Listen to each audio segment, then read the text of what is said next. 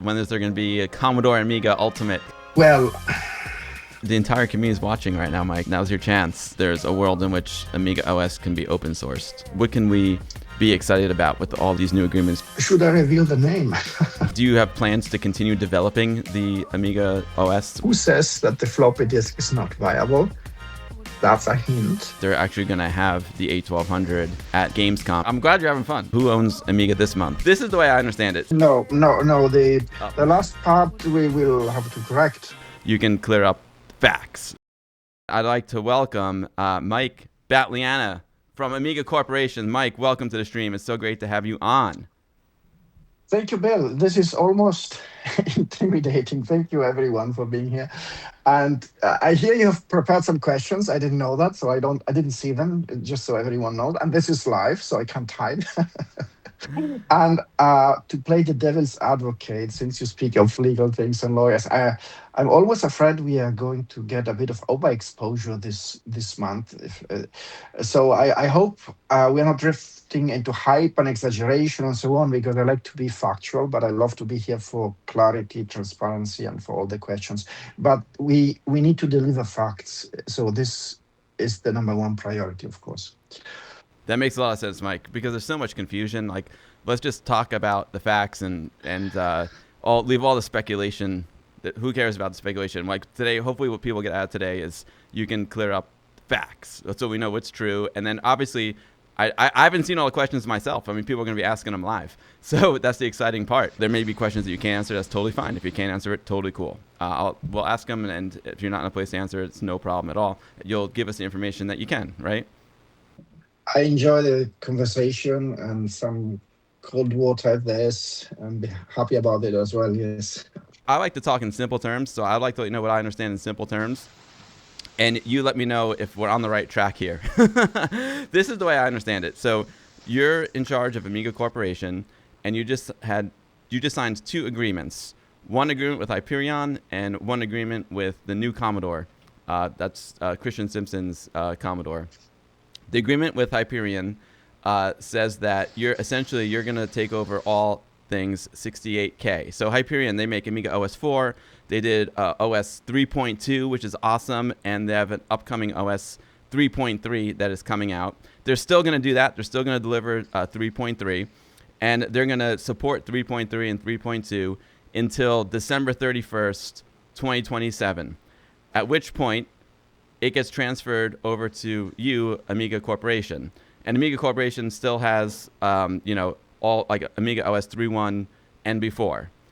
And then the deal also says that Hyperion, who also does Amiga OS 4, they can continue Amiga OS 4. They can make new versions of Amiga OS 4, and they can also make it for different CPUs. That's something I have a question about too. Amiga OS 4 runs on a PowerPC. I've got an X1000 and X5000 over there running OS 4. And it says that OS 4 can run on other CPUs besides PowerPC, any CPUs that exist now and in the future. So that's deal number one. And then agreement number two is that Amiga Corporation, you will license the Amiga name. You can license the Amiga name to Christian Simpson, the new Commodore. So that's the way I understand it. No. The last part we will have to correct, but okay. The first part I go did ahead good with on. your yes. Okay, I did good on the first part. All right. Okay, that sounds good. So why don't you correct me on part two there when I talked about the new Commodore?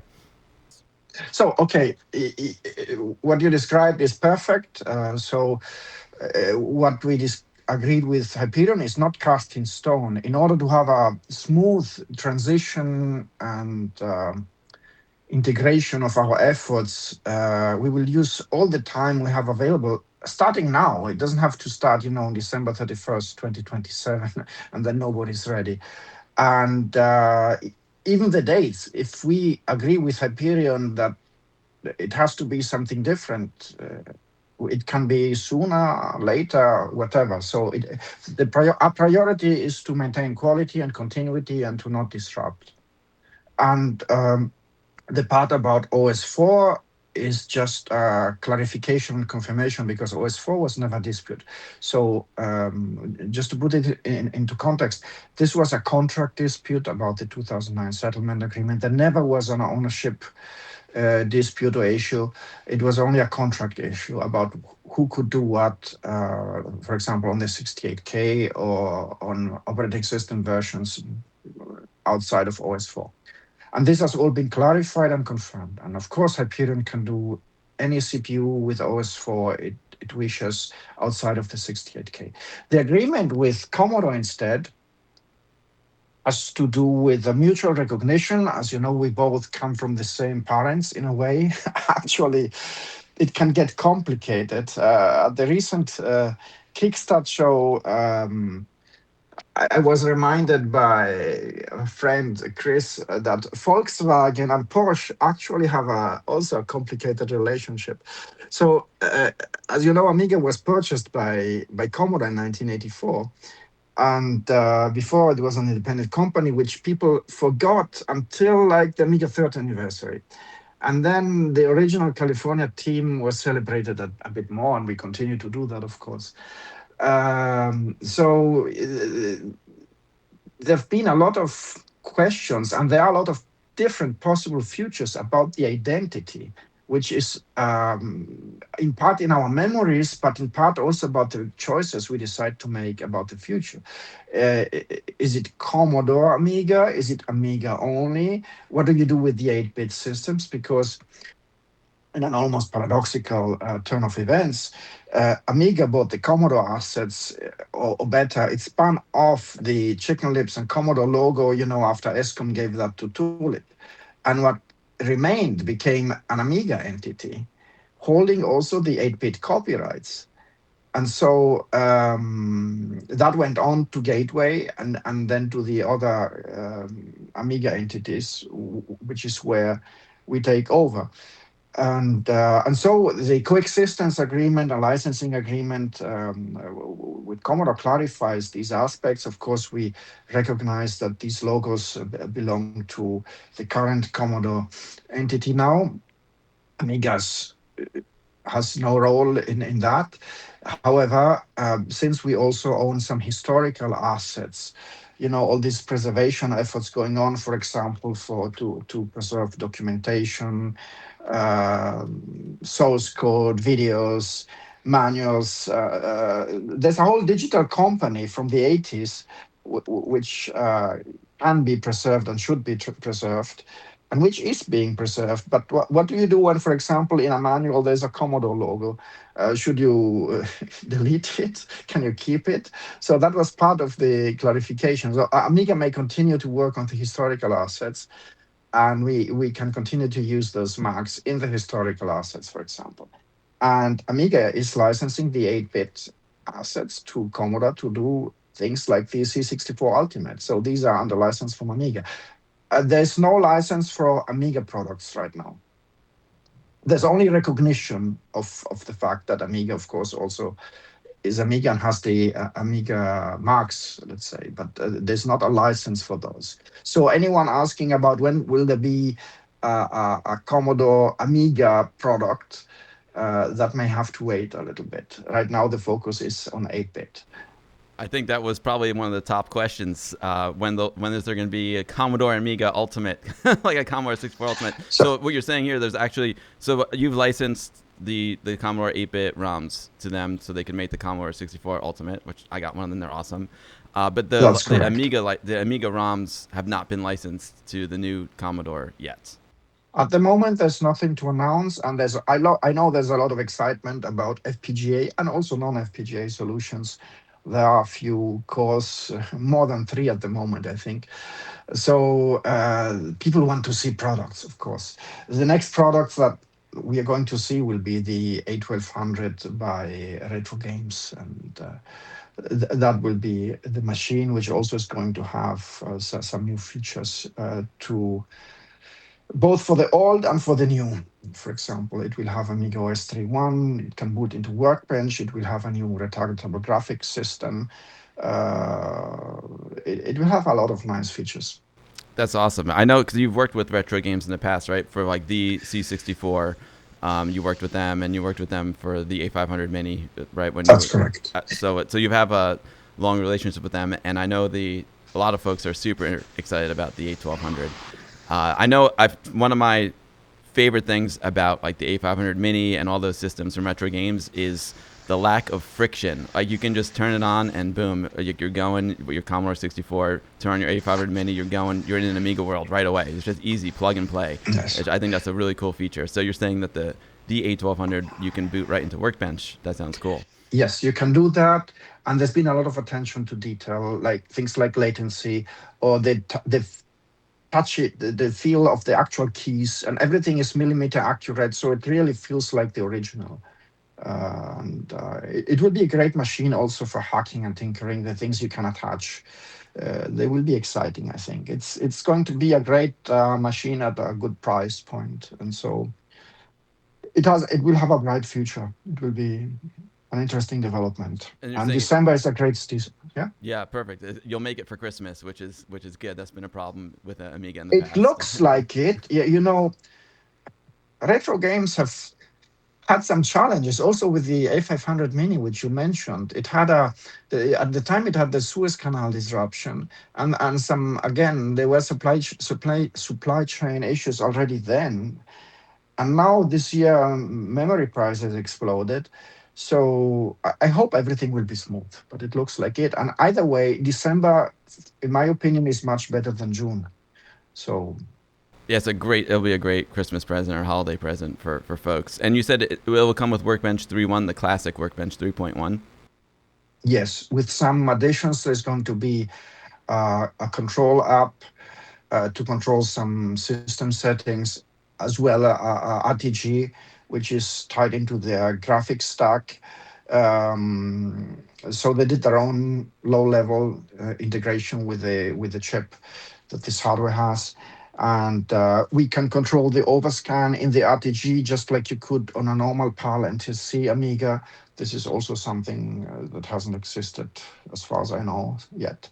And yeah, so and people can add their own whatever they how they want to expand it, as well as WHD load, and there's many nice pre-installed games. And I'm not retro games, so I cannot speak for Sure, them, sure. but yeah.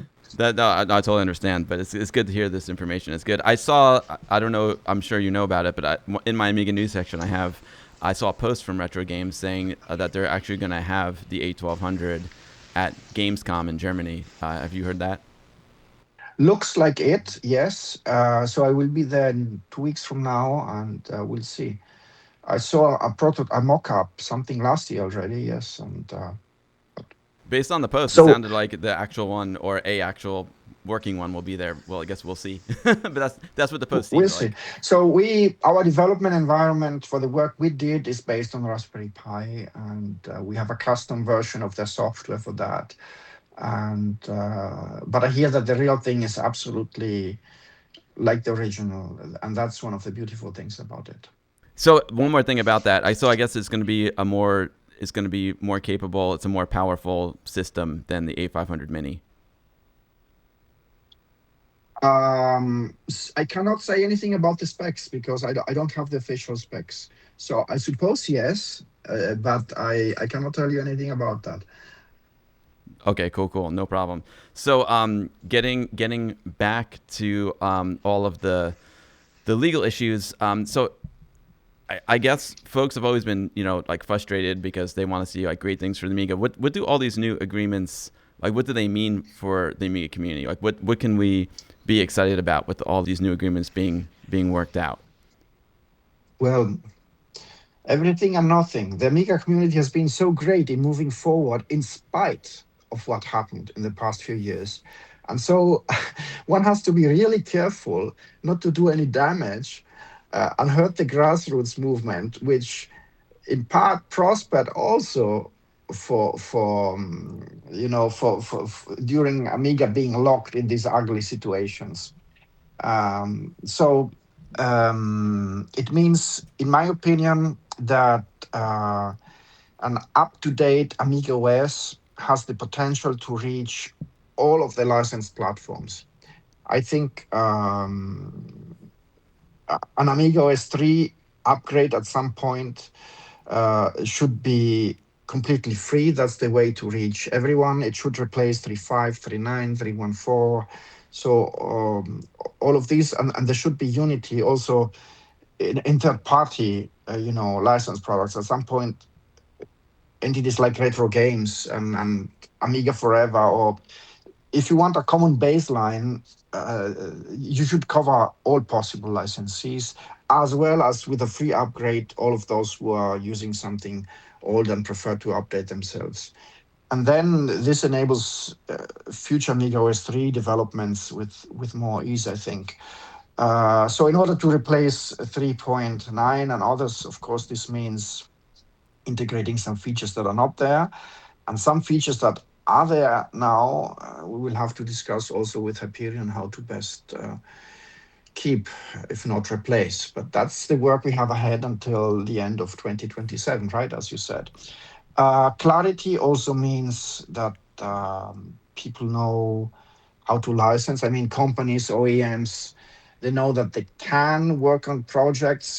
This I worked with, I was in touch with so many really big $1 billion, that order of magnitude entities who would like to do something with Amiga, but because of their perceived legal litigiousness, that some entities, they gave this image of chaos and litigation. And again, it was only a contract dispute, but it has now been resolved. So now there should be absolutely no excuse to not start a project with Amiga, even for some big entities, which are quite exciting. So stability, continuity, new developments, and freedom to keep doing your own, of course, because Amiga is a lot about hacking, about diversity, about individuality, and it will be a challenge to incorporate some of that into the mainstream. There's so much going on, for example, now with AI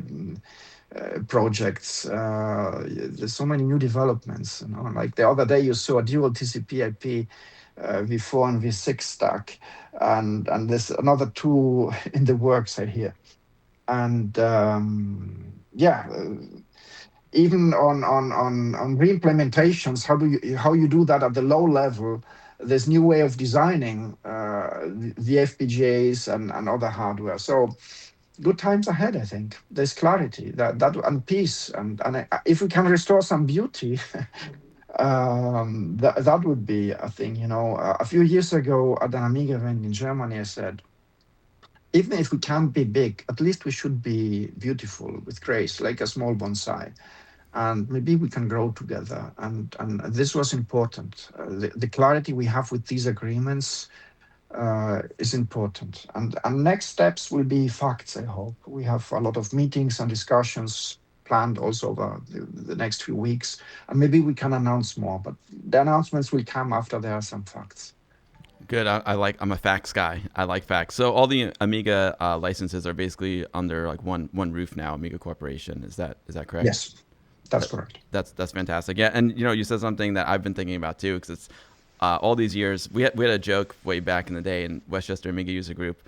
We meet every month and we'd say, "Oh, who owns Amiga this month?" It was kind of a running joke, and this is back when Commodore, the original Commodore, folded, and but you know what? Like, and it's been tossed around, and like all the legality of Amiga has been challenging, but at the same time, like Amiga has still prospered because Amiga is all about the community. Like you said, it's an amazing Amiga community is the absolute best. I mean, we had like 70 games come out for the Amiga last year. It's unbelievable. Like the Amiga community is so supportive and so vibrant. I think right now it's probably the best it's ever been, in my opinion. Some of the new stuff that's being produced, both hardware and software. Like the Amiga like lives on no matter what was going on with the legal stuff, because the Amiga community just rocks, and we have so many talented people that they just do it. They just like make it happen. It's unbelievable. So now that these agreements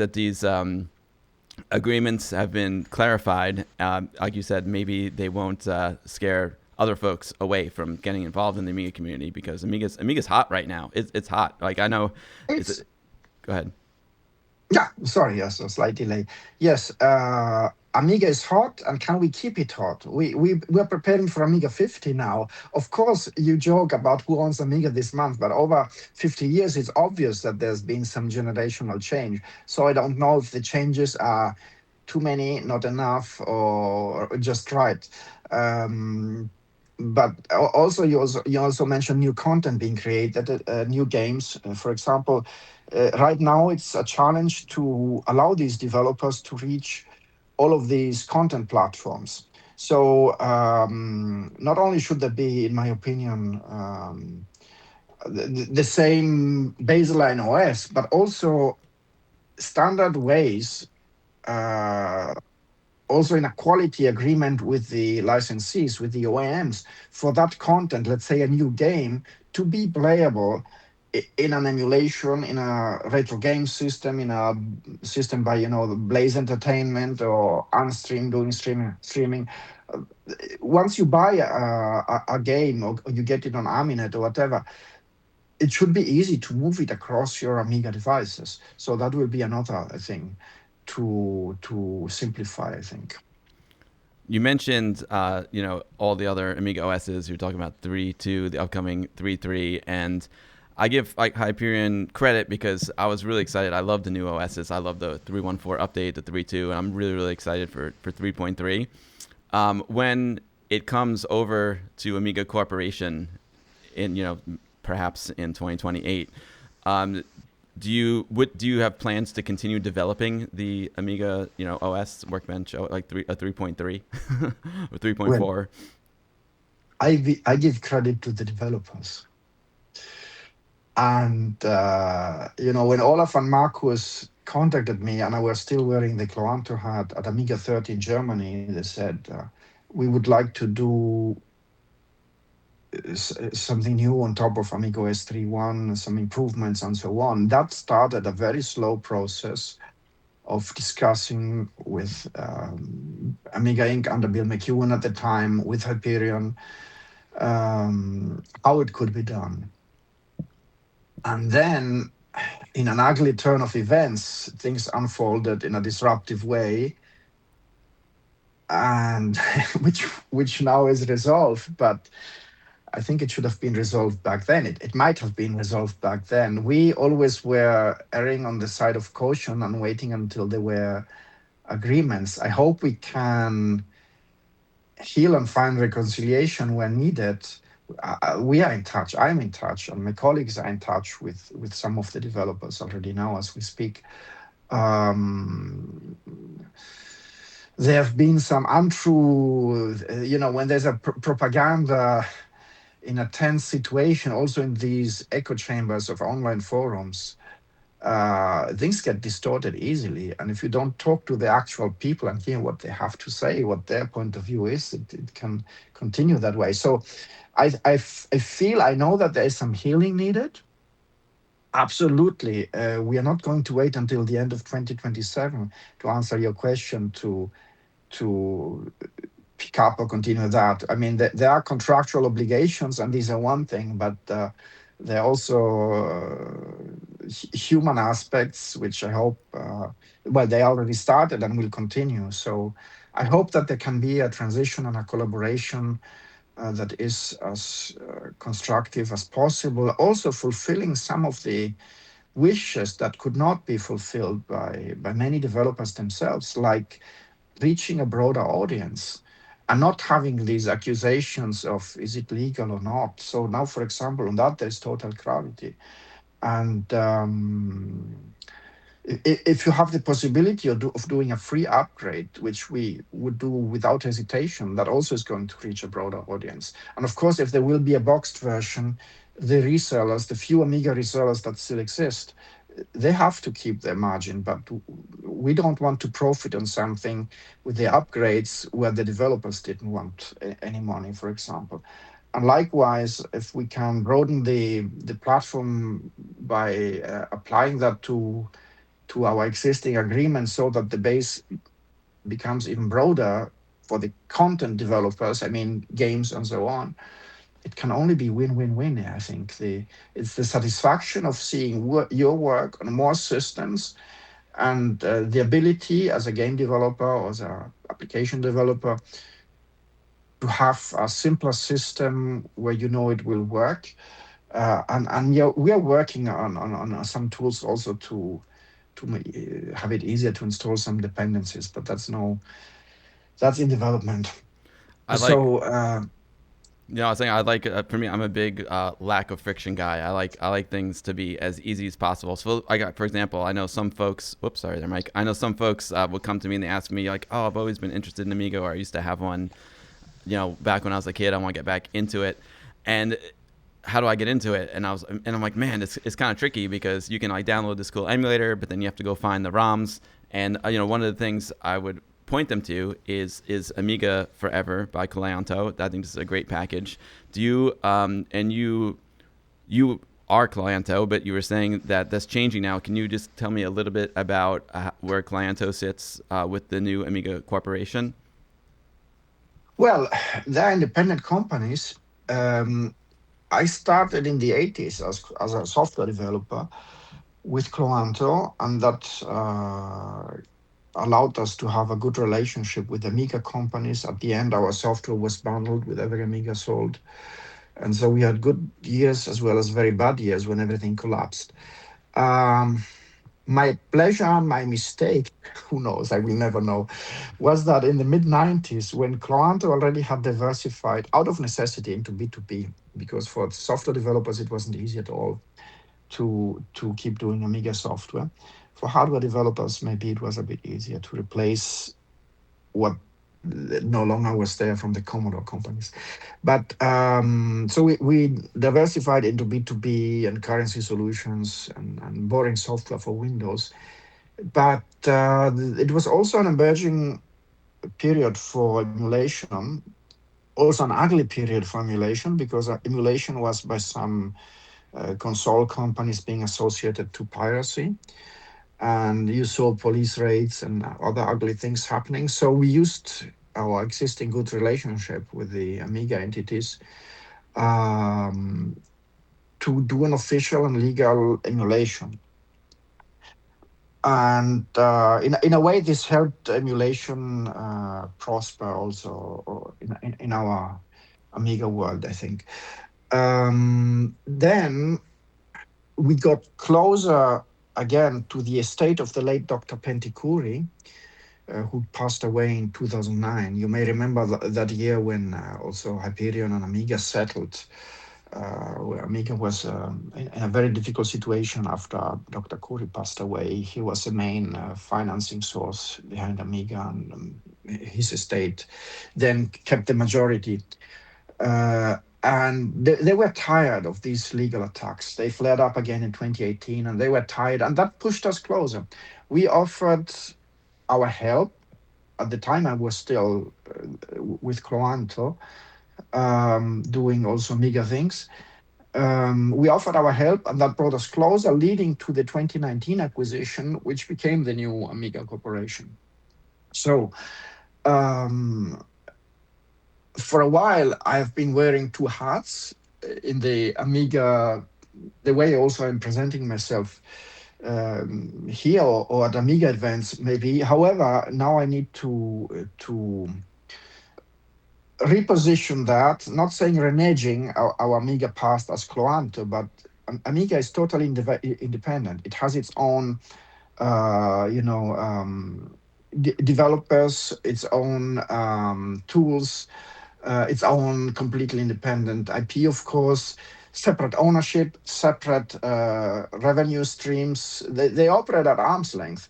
Cloanto is now only a licensee, as it used to be in 1997, for Amiga Forever and C64 Forever. And I will confess to you that in very difficult times, like in the 2000s, this was a point of this was an eternal debate even for Cloanto. Like, should we?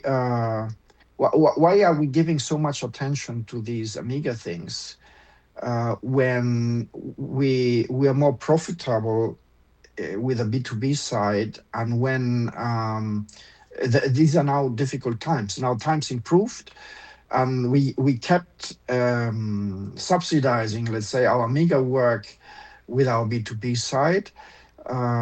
Still now, Amiga is more of a consumer thing, and we keep doing B2B now, pivoting a little bit to the AI side of the tools we develop. um, I think under eat your own dog food, one company could maybe use the tools to help Amiga, but the two should continue to be separate. So I obviously have some expertise in business solutions and software now, but my passion, my love is in the Amiga things. That's why, in spite of all the adversities in the 90s and in the 2000s, we kept doing Amiga, even through the legal challenge that came later. So I joked also last week at the Kickstarter event, that my wife says I should get a real job, but she always said that anyway because she doesn't consider software a real job. So it's not about Amiga.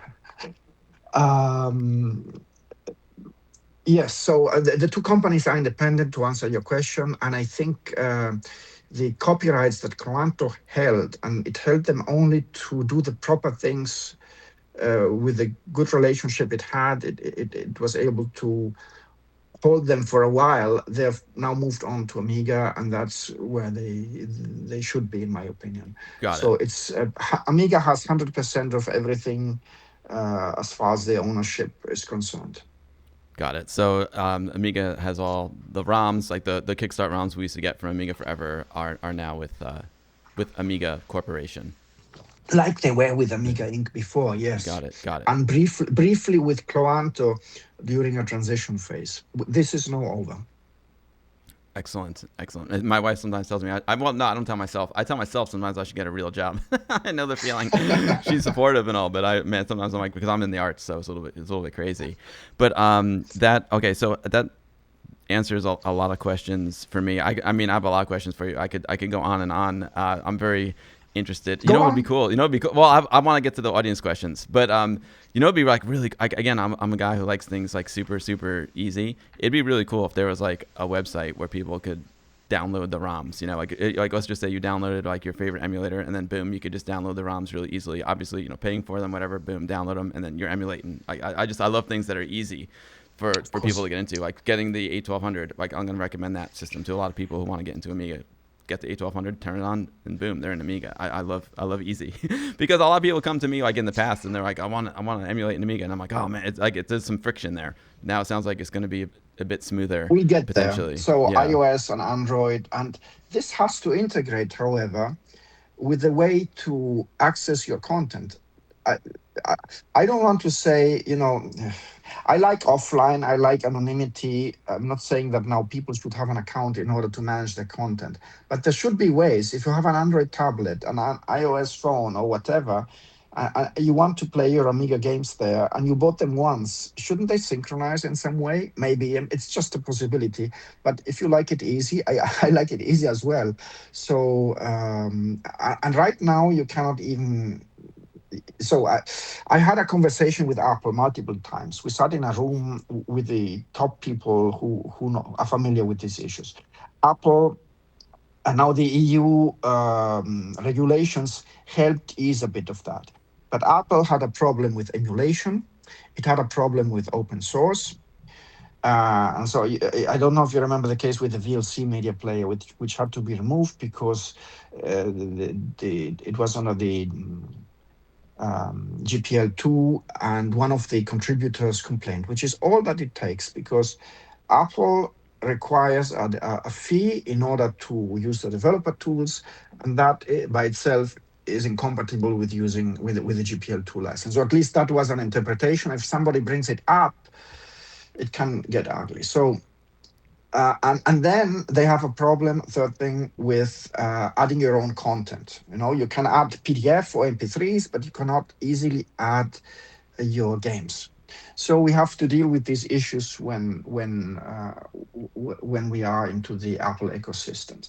And some of these have been dealt with, and some of these will continue to be a priority. It's a bit easier on Android, and I hope we are getting there with a quality solution. Outstanding, outstanding. So, like I said, I could keep talking to you for a long time, Mike, but I want to get to the questions because there's a lot of good questions, and I appreciate you being here live. I'm going to start with my main man, Voxel Trots. Again, I know if you can't answer some of these questions, Mike, totally fine. I'm just going to ask him and see.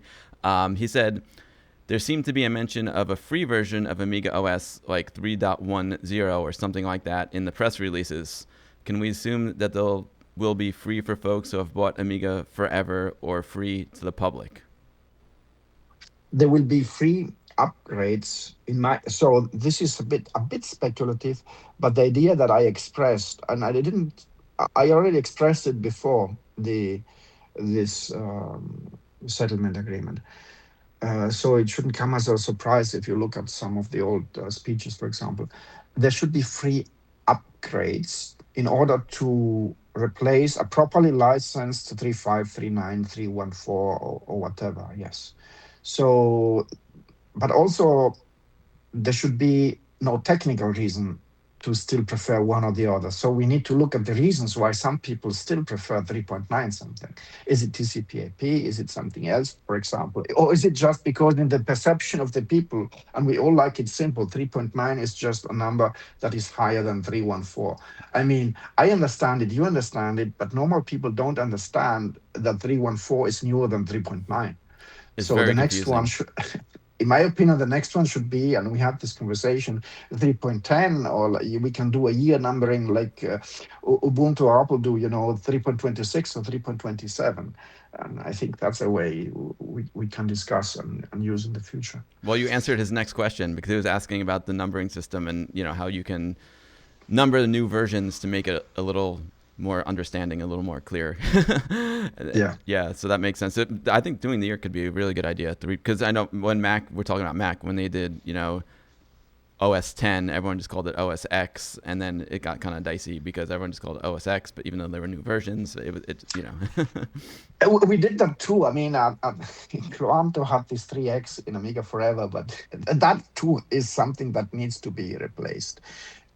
I should have listed it. Apologies. So I should have mentioned it first as a confusing element to criticize our own work a bit. But so it added to the confusion, and this should be replaced. You couldn't do it in the early 2000s. A numbering scheme like this wouldn't have worked because you may remember how Microsoft tried to do it with 95 and 98. It still worked, like 2 digits, but then it broke in 2000 and so on. They had to change, in my opinion. But now that we are a stable, solid, recognizable 20 range, you already can do it again, in my opinion. It will continue to work for the next 75 years. And there'll still be you'll still have to differentiate it from Amiga OS 4 or OS 5 if they come out with that. People might not understand. Wait, Amiga OS 5, does it work on my Amiga 1200? Why not? Then I mean, we understand it, but new people may not. No, you're right, and we need to. And it's not only the external version number. We are also inching closer to V50, which is the internal version number of OS4. So there will be new ways to tell the internal libraries and features once we get to V49. And so yes, there's both internal and external version identities, let's call them, that could be confusing. But let's step backwards. Maybe we should all sit at a table and see if there's a way to avoid some of that fragmentation. So I hope that we can sit together also with Hyperion and with the other stakeholders. As you know, Trevor owns the kernel, for example. He owns what kernel? And Trevor owns what kernel? sorry? Trevor owns The which kernel? the OS4 kernel. OS 4 No? kernel. Got it. He has a license with Hyperion where he's in control of the kernel. And so Hyperion alone also needs Amiga and needs Trevor. And maybe we can all sit together and make plans for a future that is less fragmented than it otherwise might be. But the focus right now, the practical focus, and what Amiga can do is 3.x on 68K. And I'm actually happy that Amiga cannot do everything because it helps keep focus. Mm. So we are not going to worry right now about OS4, even though we have already some points of contact with the Amiga OS 3 and and OS4 APIs. There are some overlaps, so you have to talk. For example, we implemented some flags in the RTG subsystem that, in theory, are OS4 flags. In get bitmap attribute, I see here we have BNA is RTG. This is an OS4 feature, and we implemented this now in OS3. So we need to continue talking also about reaction. Are both going to have reaction? Are they both going to be aligned with each other? It's not easy. It was difficult Mm. also for Hyperion, I think, to keep the OS3 and OS4 parts aligned where they overlapped. It's energy consuming, and I think we may regret at some point the cost of having a high quality bar on a niche OS project. I mean, it is a bit crazy. What we are doing is a bit crazy. Yes. It would be easy to just think about the past and just license the past and archive it. No, archiving and making accessible is again, it's another order of magnitude of work that people underestimate. Working with so many people and institutions for this to not be forgotten. There's so many projects also on the preservation side. But okay, sorry, back to your No questions, problem. actually to the people's We questions. will. You basically answered this one already. I don't know if there's anything you want to add, but Captain John Archer, he wants to know when there's going to be a new Amiga, and he's the next one's the A1200. And any more details on the talkings with the new Commodore.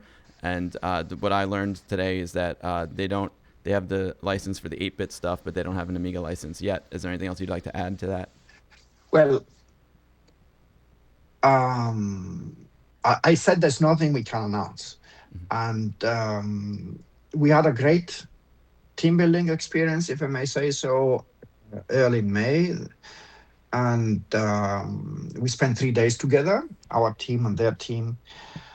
And we didn't only discuss this contract we then signed, we also discussed many possible future possibilities. I think we brainstormed about much more than the questions that came up so far, and maybe some you have. But I think this what we are doing is some first steps, some necessary first steps, and a good coexistence is often leads to something else. So I will meet them again later this month. So obviously at Gamescom, everybody's there, and they have a booth. By the way, there will be. I can't say where because maybe it's a surprise next to where they are.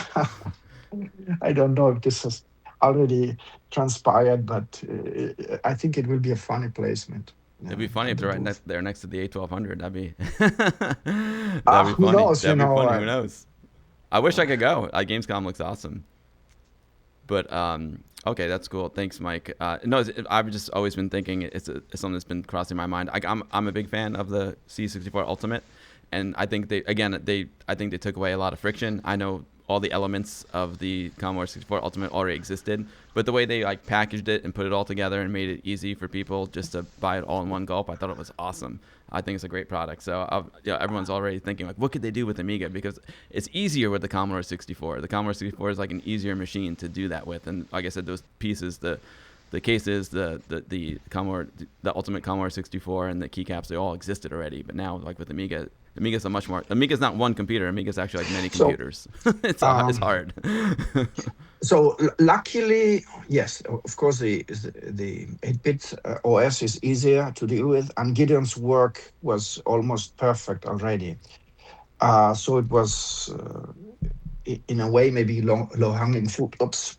Let me see my headphone. Can you still hear me? Yes. Good.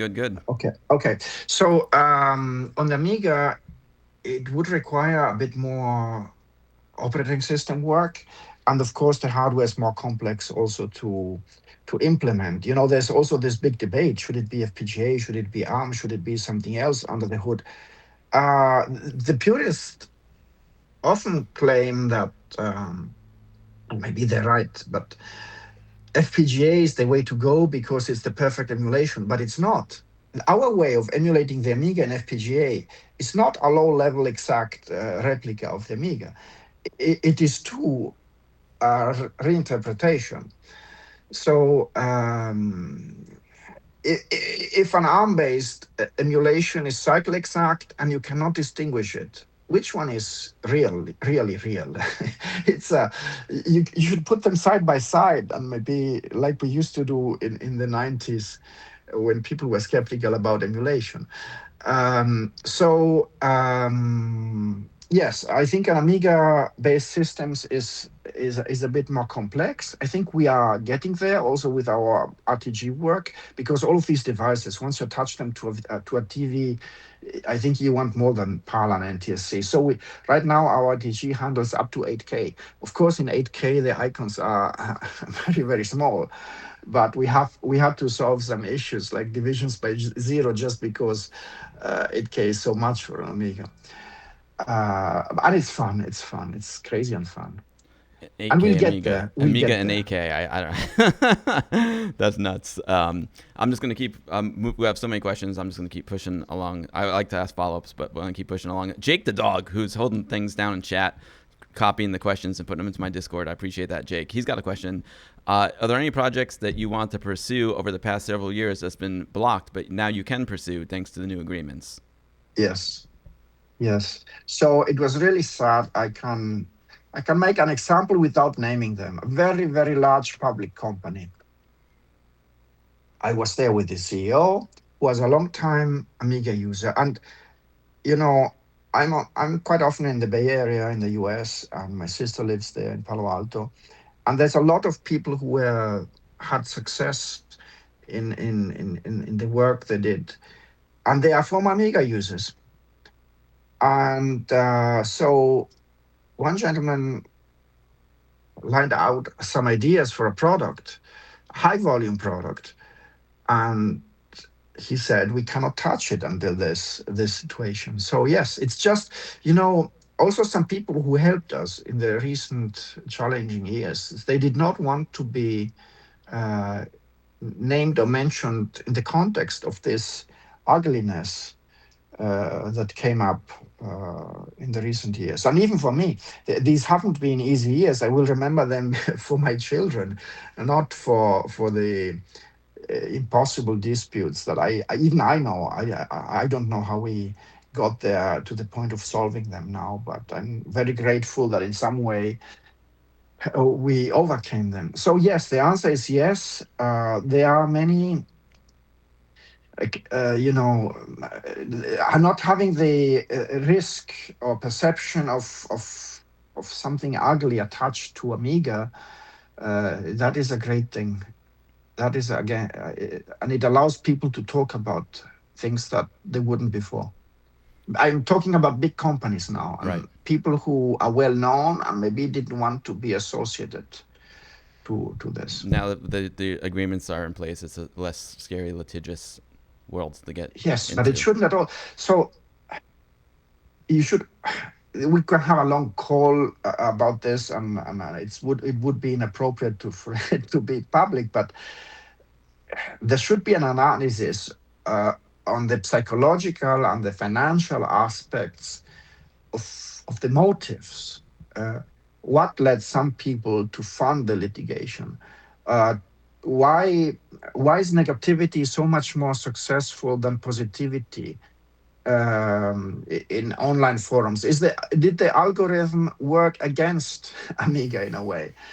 Um, why didn't more people feel like they could stand up? People who knew some things, and they all came forward. Many helped during, but many came forward later. You said, we picked the wrong side. We are sorry. And this is why I think the topic of reconciliation now is so important. And I have examples of how reconciliation was handled in South Africa after apartheid, in some indigenous tribes in northern Canada, in Australia. Um, there are ways of talking and solving things where there is pain left that I think are still there with us in the Amiga community, and we should in a way discuss and understand. Who knows? Maybe study, put in a book, but whatever. I want to move forward and with more beauty and peace. And if there are any of these tension points, and also feel free to mention them in the questions, because I would be surprised if they weren't. But I'm here to talk about this. Um, I'm gonna ask another one from Jake. If the floppy disk is not viable anymore, what other physical media do you consider if an Amiga Ultimate were to be made? Well, who says that the floppy disk is not viable? That's a hint. And second, yes, I will. If I was really, really, really rich, I would have three factories: a CRT tube factory, a floppy disk factory, and a tape factory, of course. And with doing all the hardware, the cassette tapes and the floppy disk drives and the monitors. On the monitors, maybe we can do. There's some good approximation of the pixel shaders involved in the process. I think it can be emulated pretty well. Even the curvature, I've seen experiments in plastic and glass. It probably can already be done. Low latency, not quite zero, but we are getting there. Uh, from a steampunk point of view, I would love to have more of these mechanical things. So, in a future AI world, for the brief moment, how long that will be before the singularity takes over everything, and maybe then we will be able to choose to live in a steampunk world with floppy disks and tapes. Will there be a brief moments where robot factories will be able to produce floppy disks and tapes and drives again? I hope so. So yes, I think our children deserve to play with these things, to experiment with these physical objects, and yeah. So I feel the same. I want them back. A lot of my friends' kids, they're getting fed up with all the subscriptions and streamers that they're excited about being able to like pop a CD and be able to listen to their song. That's um, that's a big topic we have with our partner Blaze Entertainment. They sell content on cartridges, physical cartridges, and people are so tired of subscriptions or the whole cloud thing. Also, from OneDrive taking over everything just because you answered the wrong question, to all the subscriptions that don't even allow you to put order in your life. At some point when you retire from a career, you just want to put all your artwork and whatever on a PC that is stable, and you can't, because you find out that all your video editing and graphics tools and what else depends on a subscription. And with Amiga, I hope we'll never get there. Amiga has to be usable offline and in privacy and without accounts. And sure, online might help getting some dependencies there. Let's make that easy, hopefully. The other thing about floppy drives is that there's so much Amiga history on floppy disks. It's you're into preservation, which is fantastic.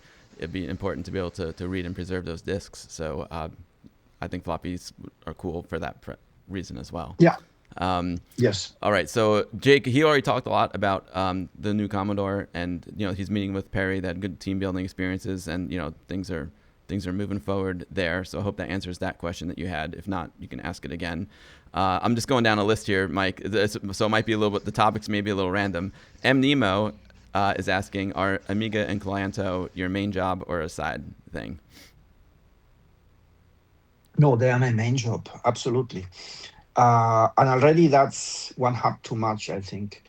But not only that, I think B2B and B2C is a challenge. Um, I like to say, and I mentioned this at Redcon. The speech at Redcon last month was sort of the prequel to the Kickstart one. Um, when I explain what I do, is I say I do one thing I understand and one thing I don't understand. The one thing I understand is the 8-bit, 16, 32-bit, this Amiga world. And the thing I don't understand, and that nobody understands really, is complex AI-based tools, because we don't understand how the neural networks have been created, which is why you cannot even certify them for some purposes. We don't understand, or we barely understand the LLMs. And once the LLMs help us create the next step, which will not be LLMs, it can be a totally, completely different worldview, so disruptive again that we are lost even more than now. And then who knows, the quantum and what else. But these are all topics that we started covering. I remember a speech I held in 97 in Milan at an Amiga event. And I said, I see it converging 30 years from now. And now it's 97, 27 is next year. So I would love to find a copy of that tape, because it was in a way so prescient, and it's all coming. So yes, they are my main business, Cloanto may actually rename itself perhaps after a product we are working on. If that's successful, it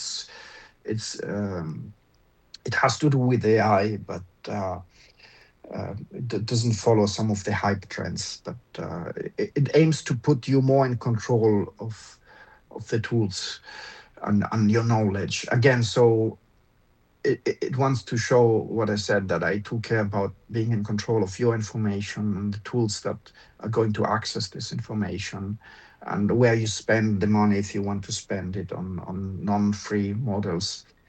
Uh, and Amiga is now in a position to focus on the things it can do without having the uncertainty about so many possible futures.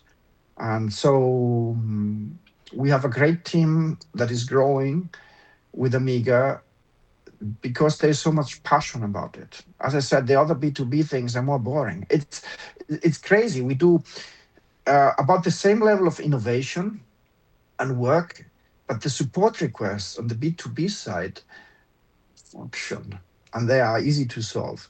And so one challenge is like, how do you help people on the consumer side who paid nothing, or $1 or $10, solve really difficult problems with the Amiga, or with Amiga with different hardware or emulation, and maybe with these AI tools. I already saw a shift in how they help people solve problems. Maybe we can do a more individualized, higher quality help, also for new users who are not very technical, but also don't have the budget to have a big IT department to help them. And Amiga means hacking, and so sometimes you might benefit from an IT department. Let's admit it. So we want to make it more accessible, and with the new tools, I'm excited that this is getting a possibility for people to learn, because you said we're all getting older. We mentioned it before, and the challenge is, yes, Amiga is at a peak maybe now. Can the peak continue or not? We need to involve new generations. We need to be a bit more inclusive. And again, it's the forums and the events that can help there for new generations. I know many young children and teenagers for whom it's cool, and it was already 10 or 20 years like that ago, cool to know about C64 and Amiga. These machines are the last machines, in my opinion, that can entirely fit in your mind. You can fully understand the hardware and the software, and they are great learning and training tools. And I wish that the demo scene can be forever a manifestation of non-commercial excellence and competition and arts, for example. It's beautiful that we have this, and I hope it can continue forever. And so maybe we'll have this Star Trek world with no money in the future, and there will be Amiga, who knows, forever. Oh, that's thanks for the answer, Mike. Captain John just wants to thank you for working, and Hyperion for working towards a settlement and achieving it. I'm super excited for what the future holds. So right on, Captain. One Joyful Day's got a really good question. We haven't touched on this topic yet. I saw you guys release a new Amiga logo at Kickstart 3. And One Joyful Day is asking if someone wants to make like Amiga merchandise, like a cap, or if someone makes an Amiga game and wants to put the Amiga logo like on the box, like who should they contact to negotiate a license deal with, or are different trademarks like the Boing Ball owned by different entities? So if someone wants an Amiga logo or a Boing Ball logo, where do they go? So let me. So credits to Paul and Thomas and to the many people who contribute to ideas and brainstorming over the last more than 6 years of this new logo adventure. Um, there will be free and non-free licenses. So I remember when I was an Amiga developer, we had to pay the yearly $100 Workbench license, and there were logo guidelines. I seem to remember. Commodore also used to give us our own stickers, and then they gave us the template to put on our own printing materials. So there will be guidelines, as Paul and I mentioned a few weeks ago at Kickstart, and there will be vector files. We already saw now, you know, of course, because you also tried to adapt a bitmap. We would prefer that the highest quality version is used. There will be guidelines for how to position these on white or dark background, the spacing around. There will be non-commercials or no money changes hands licenses for just manifesting compatibility with Amiga, of course. And we already have merchandising licenses for third parties, also for shirts, for example. I think Amiga will do more directly. Also, we are in talks with some merchandising companies, and yes, but Amiga is the contact point. So in a forward-looking way, I can only say that there will be different guidelines and agreements for that. And if there's any interesting project, now prioritizing things a little bit, the long tail can only be dealt with standard agreements. But if they are really exciting, important projects, of course, we can get in touch immediately, and we are already with some entities. Yeah, I've got a lot of good like boxed Amiga games over there, and I'm sure the folks are going to want to use the new Amiga logo on it because that's what you do when you release a new Amiga game. It's not just the new logo. You probably now, without forcing this onto anyone, but you probably also want to express compatibility, like with AmigaOS 3 or whatever. You want to specify. I remember there used to be a way to say how much RAM you need, do you need AGA, and so on. There should be a simple way to convey some of this information if it's about a game box or a website. Like you have a age rating logo, you could have some information like that to easily visualize that. Mike, I'm going to need a new shirt. You need a new shirt? I need yes. a new shirt. I need the new logo. I need a new shirt, Mike. I need one too. Oh, man. John Chandler has got a question. What code backported from Amiga OS 4 will be removed from Amiga OS 3? Are there plans to relicense the components or develop compatible replacements? That's a very good question. I don't know. I was told it's about 800 to 1,000 lines of code. I said, how much value can it be? Why can't we license it? It's not clear to me what we are talking about. Of course, everybody knows there's been issues with some like CD file system code, for example, and this has already been replaced. Olaf has been doing the hard work of replacing that with some older Amiga code, CD32. He expanded it with Rockridge and other work. I am not, until we get the code, or until we go into the next round of talks, which should be maybe as early as next week, I, I don't know what we are talking about because this came to me as a surprise. Of course, a negotiation is always for a roller coaster thing. You have multiple people having their say, and up to the end of June, like a draft version 30 something or 40 something, there was a smooth transition from AmigaOS 3.2 and 3.3 to Amiga with everything. And then the topic of backported code came up, and we had to define it in a way that wasn't too broad. Because if you look at the overlaps, what's in common between OS 3 and OS 4, and one of the developers said, oh, but 80% of the code is the same. Okay, of course, because that's because you're referring to the shared software basis. But software, both into the 2009 and in the 2026 agreement, is of course the basis for OS 4, and that can't be taken away from itself. Is it then somebody else said, oh, but we fixed so many bugs to both OS 3 and OS 4. And should this count? I don't think that uh, if a few bugs were fixed in both, they should be unfixed, if it's a bug fix. However, there's potentially a bit more code, like what was it that came up? Like the pop-up menus. And somebody already implemented them just as a proof of concept and showed me, look, it's not even that difficult to have Intuition and Workbench have these menus. Why? So how many lines of code are we talking about, and how much value are we attaching to that? Should it be a deal breaker?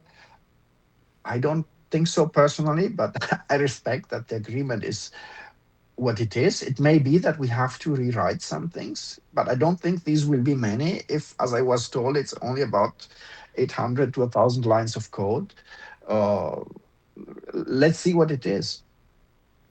Thanks, Mike. I admit, it's a bit fake, that Mm. definition of back, but it was necessary to sign it. Sounds like there's still So some that details to be worked out there. there may be, yes. Thanks, Mike. Well, speaking of that, I mean, this is a big question. Corbo, as well as many other folks, are asking if there's a world in which Amiga OS can be open sourced. Yes, well, the question came up on Kickstart, at the Kickstart event. So I think we could get there in three steps. So first step, um, by making first step is just having free access to some to the actual upgrade. So it's not open source, and it's just a way of introducing the word free. Uh, so free upgrades. Second, I think we should at some point move to GitHub for development, and I think not public. And then we should start considering a dual license model. So maybe the initial license may not be OSI approved. OSI is a way of defining what is open source and what is not. Um, if Amiga has to survive as an independent entity, it cannot be subsidized as it was with our B2B work, as I mentioned before.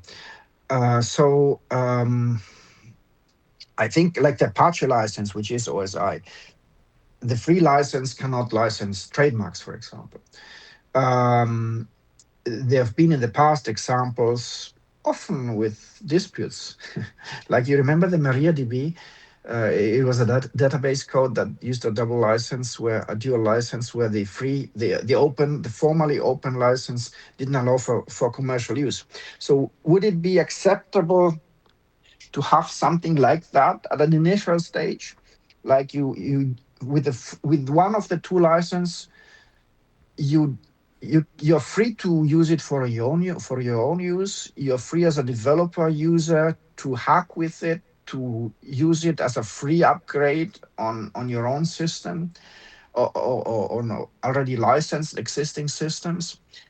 um, and if you are a OEM, if you make hardware, if you need the trademarks and if you make commercial use, then you get a commercial license for exactly the same. So there are many other examples, like Microsoft initially. I remember when they opened up Windows NT, NT4, I think they started. Initially, it was only for some partners. Then it became more and more open. It was a read-only license, basically. This doesn't meet your definition of open source, but uh, especially as the code has been circulating. There have been leaks since the Braunschweig days, and I know of several things that were possible thanks to that. I think that reality should face legality and practice, that these should all be they should all converge, and maybe initially with a dual license for commercial and non-commercial use. That could be the second step. And then let's see how it goes. Let's see if maybe, who knows, maybe Amiga as a foundation, if there's going to be a foundation or non-profit or something that has the resources due to donations, and it doesn't even need to fund itself with commercial projects. Will there be a way to make it truly open source? But what then? Will it be good for historical reasons? But will it be, if there's total anarchy? Do you want 100 different branches? Um, so should going back to step two, should there be a non-fork clause in the license? So non-commercial, non-trademark, no fork. How many limitations do you want to attach to the initial, let's call it public license, where you can play with the source code and you get many freedoms, at least the freedoms I mentioned, that for no cost you can play with the code and use it for your own licensed hardware. These ideas, I welcome the brainstorming from experts, open source leaders. We already have some of these. I'm in, Tim, for example, Tim Ocock. I had some great discussions with him. He did open source also with Symbian and Nokia, and Brian and others, and Stefan, and we spoke about different possible licenses. And then there's lawyers who only do open source, and and many community projects. Some fail and some succeed for a mixture of elements. Not all of them are due to the license. Sometimes, it's the leadership and the community, just with small differences, that can determine whether it works or doesn't work. So it's a complex scenario, and I just want to express awareness about some of the aspects, and we keep working on this. That's all I can say right now. But yes, generally speaking, we want to get there. Thanks, Mike. Appreciate that. Phantom Interrogative got a question kind of relates to that. Will Amiga OS 3.27 have an SDK? Will further OS development open up the way to take advantage of the speed of emulation and FPGA power? Okay, that's a question on the hardware front and on the OS front, at the very least. So if we start adding instructions and features at the hardware level, let's say an imaginary 68-100 CPU, I think they should be discussed and shared and accessible if the OS is to use them. So they shouldn't be private to one of the projects. If we are talking about Amiga embracing some extensions and expansions, let's say do the 68K instruction set, thanks to some new FPGA development, for example. Likewise, I think the OS should integrate some features at some point about hardware. I again lost my earphone. Okay. So just like I mentioned, RTG, and maybe there should be a network stack, something on the USB side. that all projects they should be at least at that level plug and play, that you don't have to install some stack yourself when you buy a retro game system. It just works with these features. Um, as for the OS 3 SDK, well, the pillar of this has always been Olaf Bartel, not alone, but too many names also to mention. But he has curated um, also Thorsten and others. Um, Thomas, sorry, Marcus, too many to mention. Um, yes, I think there should be an updated SDK, and also the whole set of Addison Wesley and former Bantam books deserve a refresh. And not only that, I think we should work on an agreement with the AI companies to allow them to officially ingest that, and so to make it part of their knowledge, so that they can be even better at helping people to create Amiga code. So Anthropic, OpenAI, and all these companies, sometimes they ask for your permission. I would like to work with all of them to ingest all of the books officially, so we can have even better code. And then, of course, we have this issue with compilers like SISC. Olaf recently made me aware of an even more recent patch than than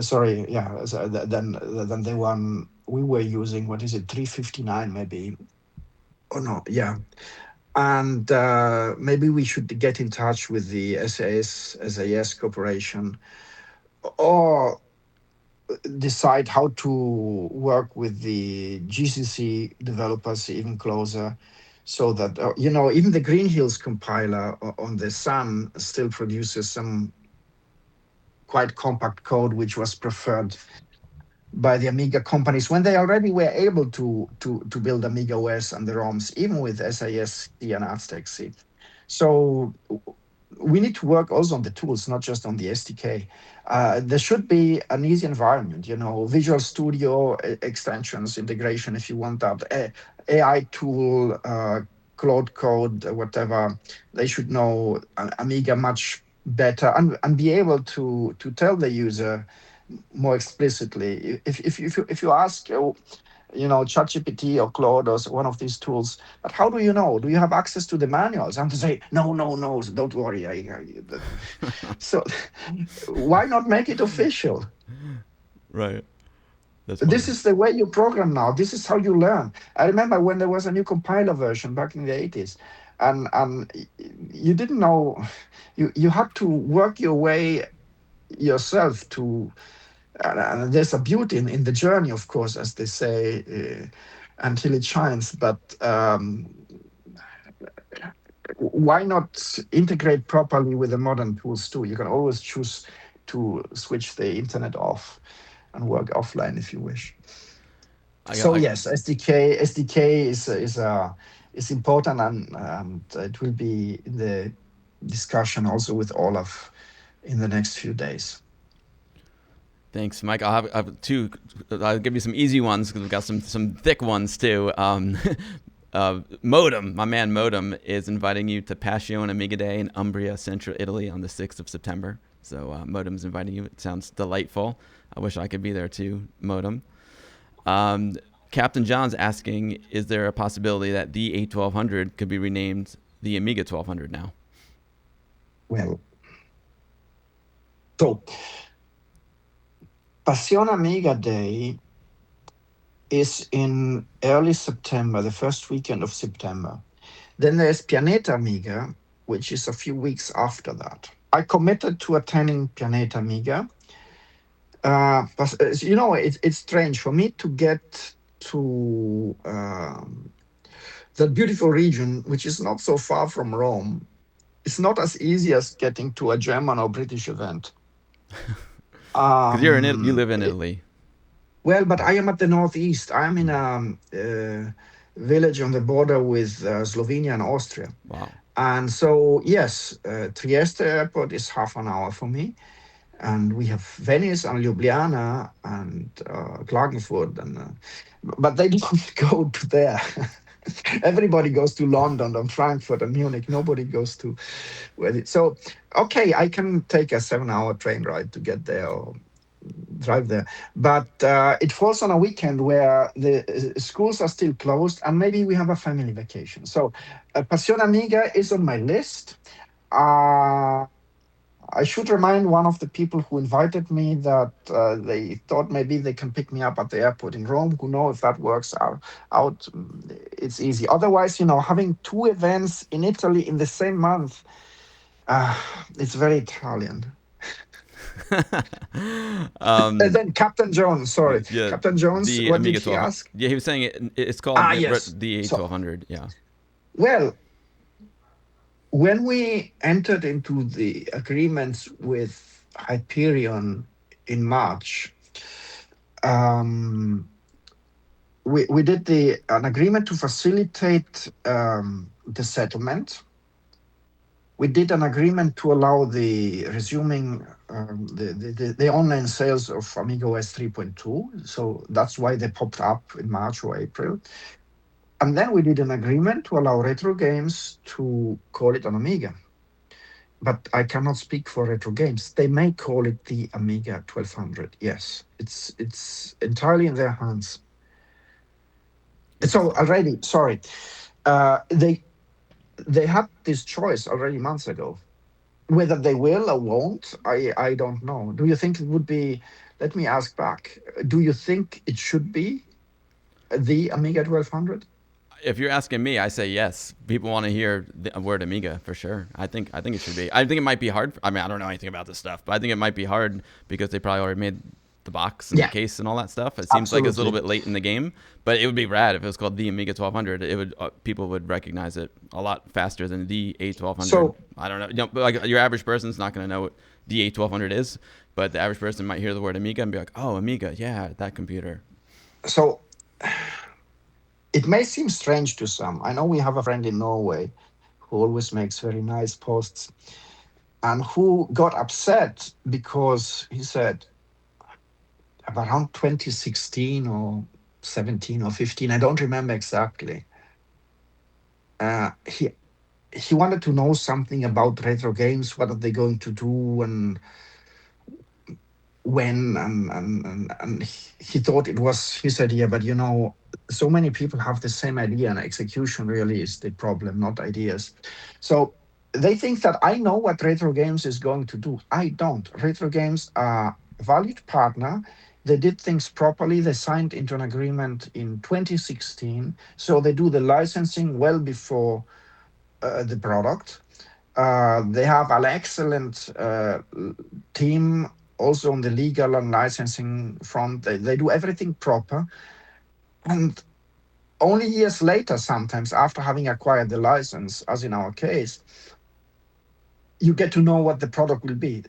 That's their freedom. I don't know what they're going to do, and I cannot speak for them. So just as I didn't know that the A500 Mini was going to come out, and some people blame me for that, and it's okay to take the blame, but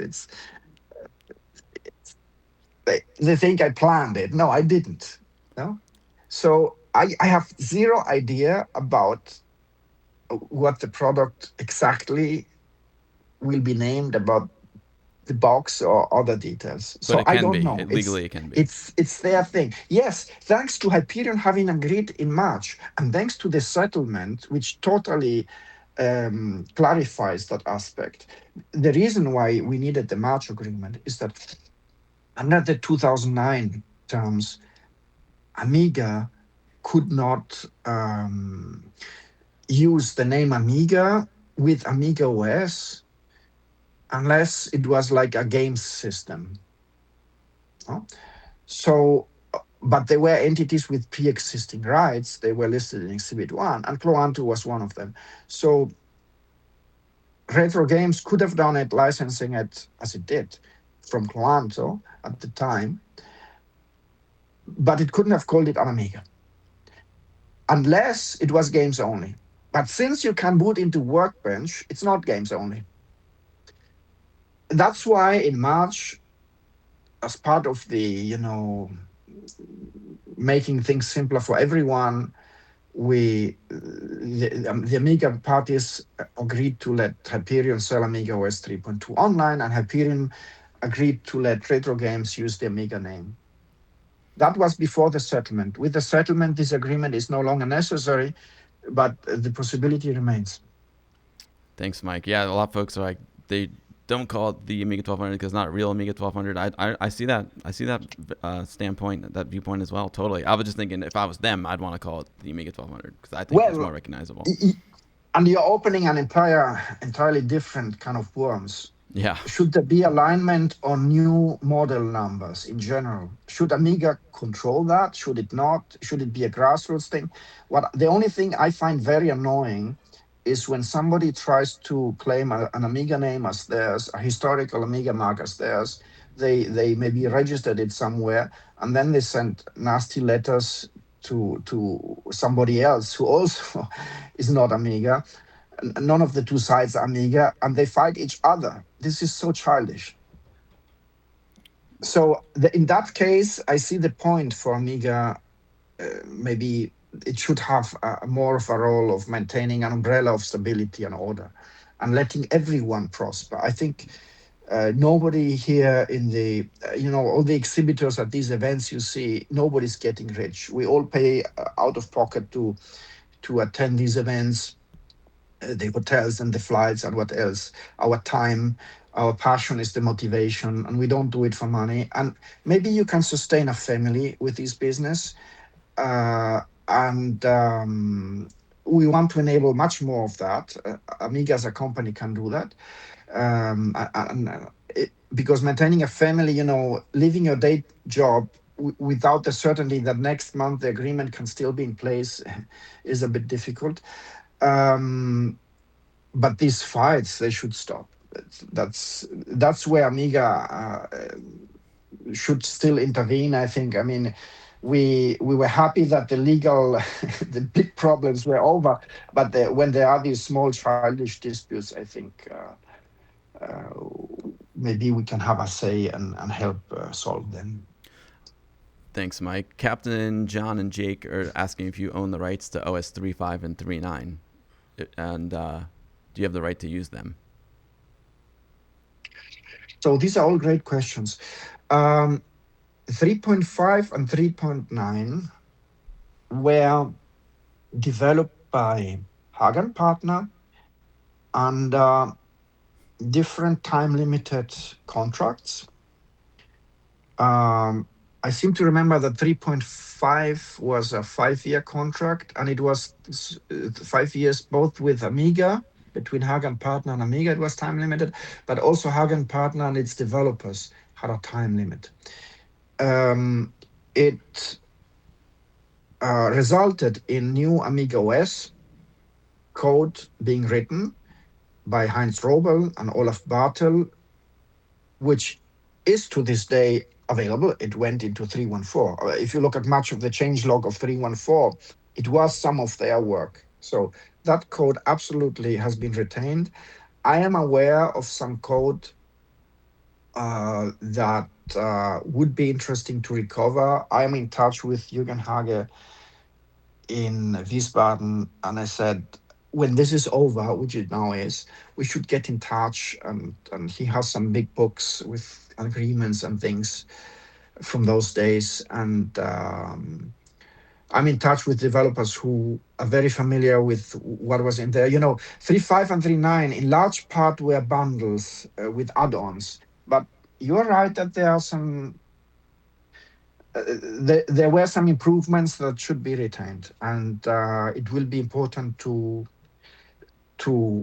tap into those. Just like we, after very long negotiations with Softwares, to make another example, we were able to bring back the speech synthesis again. So we care about these parts, and 3 point something, whether it's 27 or 28 or whatever, should leave no technical reason to anyone for missing 3.9. I think that should be a defining priority. I remember in the days when we were replacing the GIF graphics format with PNG, and it failed because they didn't include animation in PNG, even very basic animation. So it was driven by committees, and I remember the voting. Should it be there? No, we should be somewhere else. They called it Ming, and at the end it went nowhere, and we still have GIFs today. So I think there should be, if there are reasons for people to prefer 3.9 today, let's look at them one by one. Of course, numbering shouldn't be the reason. We'll make it. That is easy to make sure it's a higher number. And if it's TCP/IP or something else, let's look at what the reasons may be. But I know that Olaf also carefully unpicked. He's also very attentive for his own personal needs, the very best of that, and he preserved that. And I'm sure it isn't lost. Thanks, Mike. We're making progress here. Lots of good questions. Appreciate all your time. Cartoon Monkey Studios got a real interesting one. I never thought of this. Would it be possible to create a new Amiga that contained an ARM port of OS4 together with FPGA all on one board for 68K in a new wedge-style retro case? He wants both in one case. That's a pretty wild idea.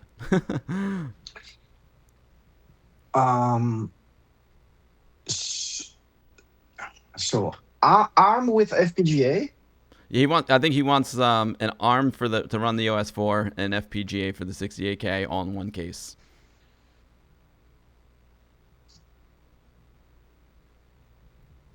Well, first they got to port it. First they have to port it to ARM, right? well.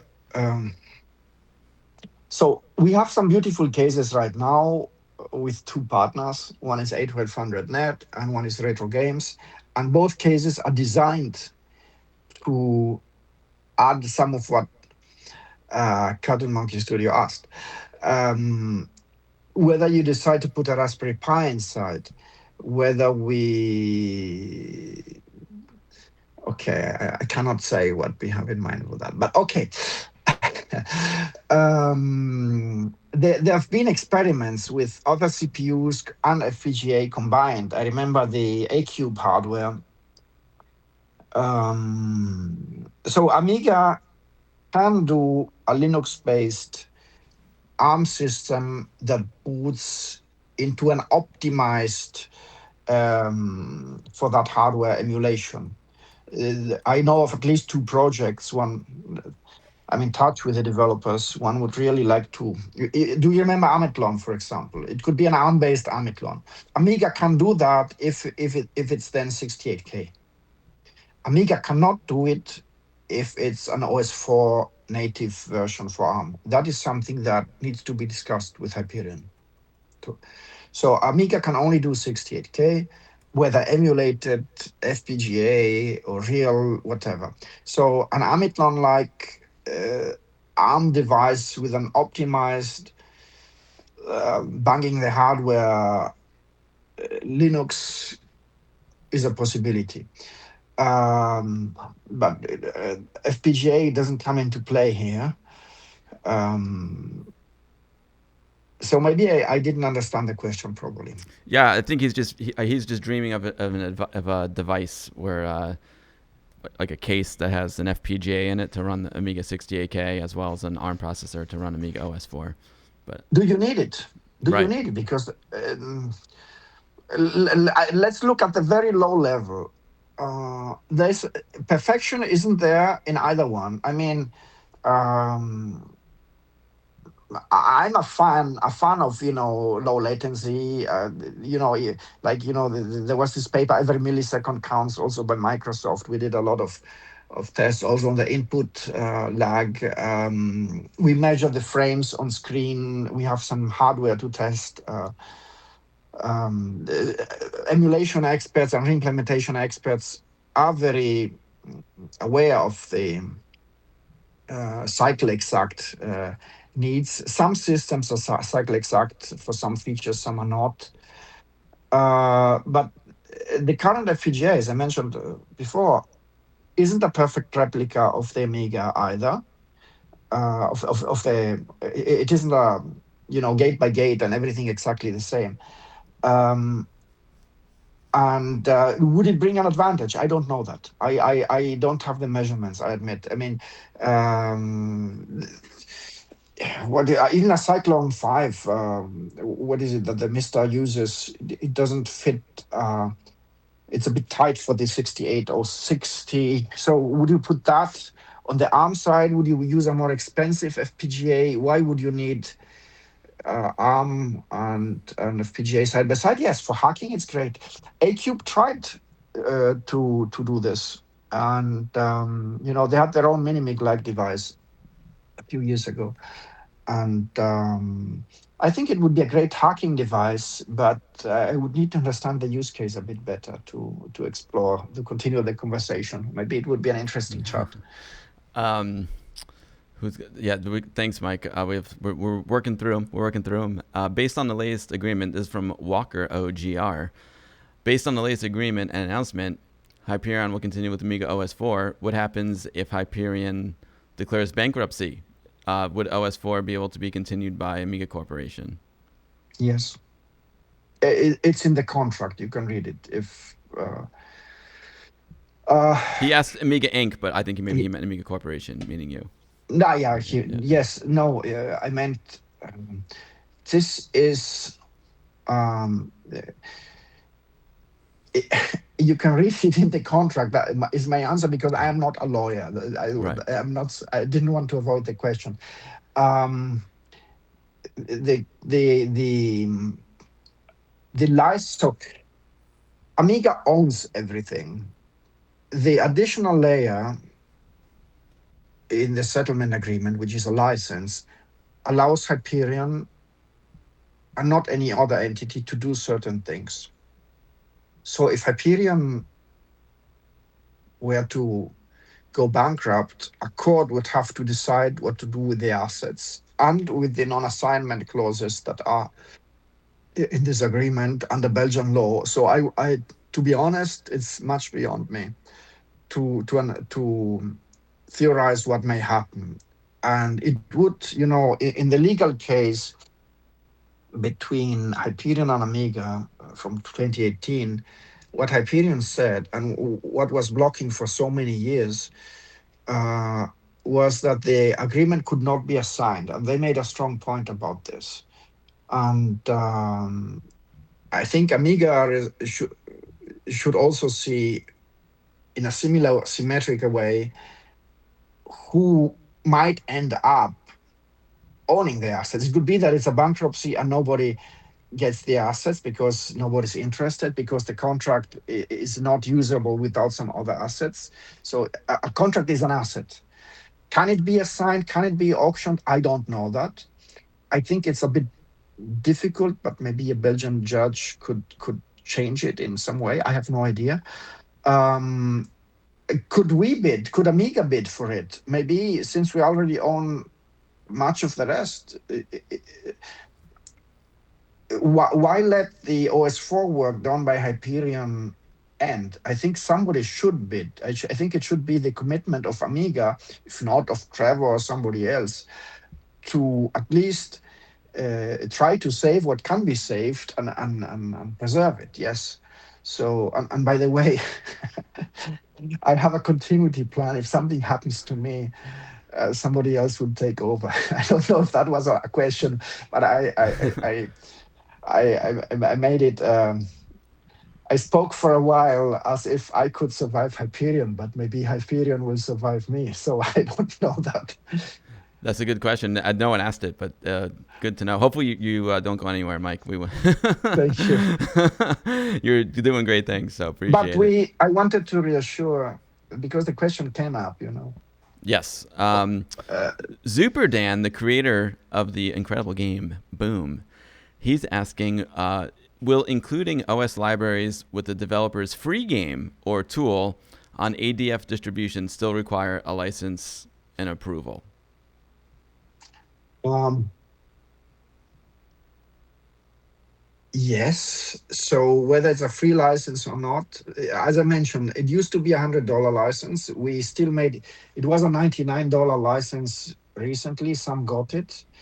There are some things like the installer or some file systems in the boot block, things like that. Uh, they are on a list of things to clarify, communicate, and license. I don't think that people should pay just because there is, like, the installer should be free. And right now, I think the installer on Aminet says, send some postal mail to some address in Germany that no longer exists. So it's high on a list. I regret that we couldn't fix everything in the first few weeks, but yes. So the so-called workbench license, as well as individual parts of what may be needed for a developer to publish a title, like the installer on Aminet, and not only that, they will be taken care of. If more things come up, I encourage people to send this type of question because it should be refreshed. It's important that they are solved. They are all small pain points, but they should be solved. Similar question from Zendar from Badger Punch Games. Doing great stuff over there. Is there anything being done for new games to have a standard way of packaging onto the new systems? WHD load with AmiBerry loader caters mostly to the old games because of WHD load database lookups.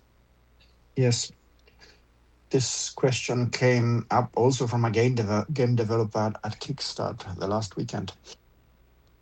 Um, so WHD load is a nice way, and they also taught us a lesson in how you can. In practice, it works well how you can snapshot the entire memory, save it, restore it, and do many things also on the compatibility front, not just on game packaging. So I can tap into my past developer experience with packaging titles without needing a database. With our API9 file format, we experimented a lot with that. And I agree that database lookups break things, they're not nice. We have discussed with some developers a modern API9 like format, JSON based, so more lightweight and clear, easier to parse relative to the XML manifest based one. I think that could be a way where you can package a title as one file with a preview image. You see the name of the title, the developers, and it has all the configuration details in it. And I think this past work brought some interesting experience, and we should continue that way. Yes. Some folks were getting excited when you were talking about the new Han Solo was asking about the new RTG when you were talking about that for the A1200. He said just talk 1 minute about the new RTG. You were talking about the new RTG. Well, should I reveal the name? Whatever you can reveal it, baby. Let's go. Well,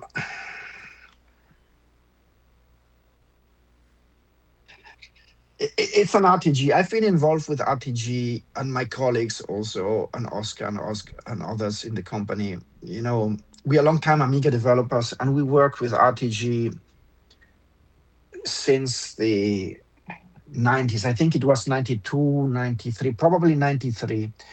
Um, Commodore was working, they were working on AmigaOS 3.1.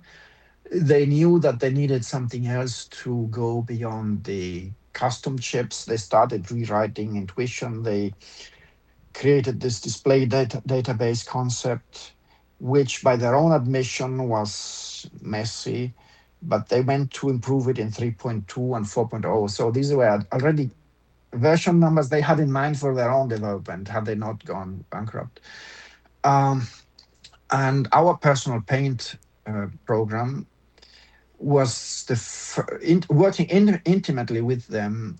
They were using the Lowell graphics card, then Villagetronic started with the Picasso 2, and we worked on that as well, always with prototypes. the Commodore had in 93 something they called already RTG library, and this concept of how it should work, how intuition and graphics library and layers library um, would have to change to allow for different memory arrangements and features. So we tapped into that, creating, just like CyberGraphics and P96 did, um, and like Amiga itself, Commodore Amiga itself had done, up to 8 bits. We are this RTG system is fully system compliant. I mean, there are different ways and tricks you can use to um, determine whether this is an RTG mode, and like you can see whether the memory is in chip RAM or whether it's a known Palo NTC mode, because that list is hard coded. But you can also use one of the new flags like DMA is RTG, and those bytes per pixel and bits per pixel, and all features that are in OS4. We need to find a way now, and it will be a discussion with some OS3 and OS4 developers in the next few weeks. And I'm before even asking some of these people, should we use your same flags? Is the agreement? I'm telling you publicly now here. But we have these nice features which in part are OS4 features, and we put them in this. It's not even OS3. It will be in our OS3, but it's for now. It's an RTG monitor and an RTG library which you can just install onto any Amiga OS 3.1. So um, we have Amiga OS 4 features. We have a cyber graphics library compatibility, and we emulate that. So, and up to 8-bit, basically you don't have to invoke any custom functions, because you can use any the standard Amiga system functions. Of course, we patched intuition, graphics, layers. I think some of Workbench also. There's a lot of patches, and once this is in ROM, it doesn't need any patches anymore. And right now, the implementation works with different emulation environments, but it's designed so that it can support different hardware. And there, of course, once we go public with this, we look forward to the collaboration with other developers to support a variety of hardware and keep improving the system. And the retro games hardware will be the first to use it. So it will be in the A1200. And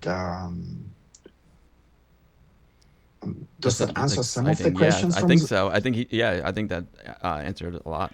Thanks, I mean, Mike. we Thanks for have your the deep. name, but you have to convince me to reveal the name. There's the name of the new RTG.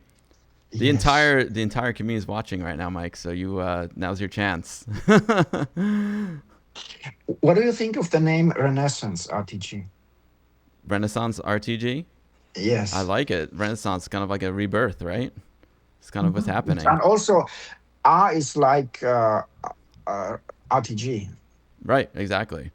Exactly. That's cool. I like that name, Mike. You should consider it. I can see people filing for trademarks tonight. Yeah. I think it's really good. Yeah, see, That's the everyone's sad psyched. world where we are. Everyone in the chat is psyched about Renaissance RTG. I Okay. think it's a cool. I think it's a very very cool name. And whenever I think of Renaissance, I think of the Italian Renaissance, so it connects to you too. So internally, just to be clear, we don't have a Renaissance library because we preferred, just like OS4, they some functions which were in P96, they put them into OS4. But we have CyberGraphics library compatibility, so there's an option to create to have that. And so there's an internal, it's not even a library file. There's a way to create that compatibility. As you may remember, for people who may not remember, CyberGraphics was the original RTG standard used by Villagetronic before they changed to P96. It used to be called Picasso 96. Now I hear that P96 is the way to go. Thanks, Mike. I'm gonna ask maybe a little easier one before a big one. Ah, Is there? Thanks for answering all these questions and all this time. By the way, Mike, everyone's really excited thank you. and It's grateful. fun to be here. Yes, I'm glad you're having fun. I'm glad you're having fun. I'm telling you, Sunday Fun Day is a lot of fun. I look forward to it every Monday morning. I'm like, is it Sunday yet? Can Vector Funk is asking, can AmiBerry ship with Kickstart ROMs,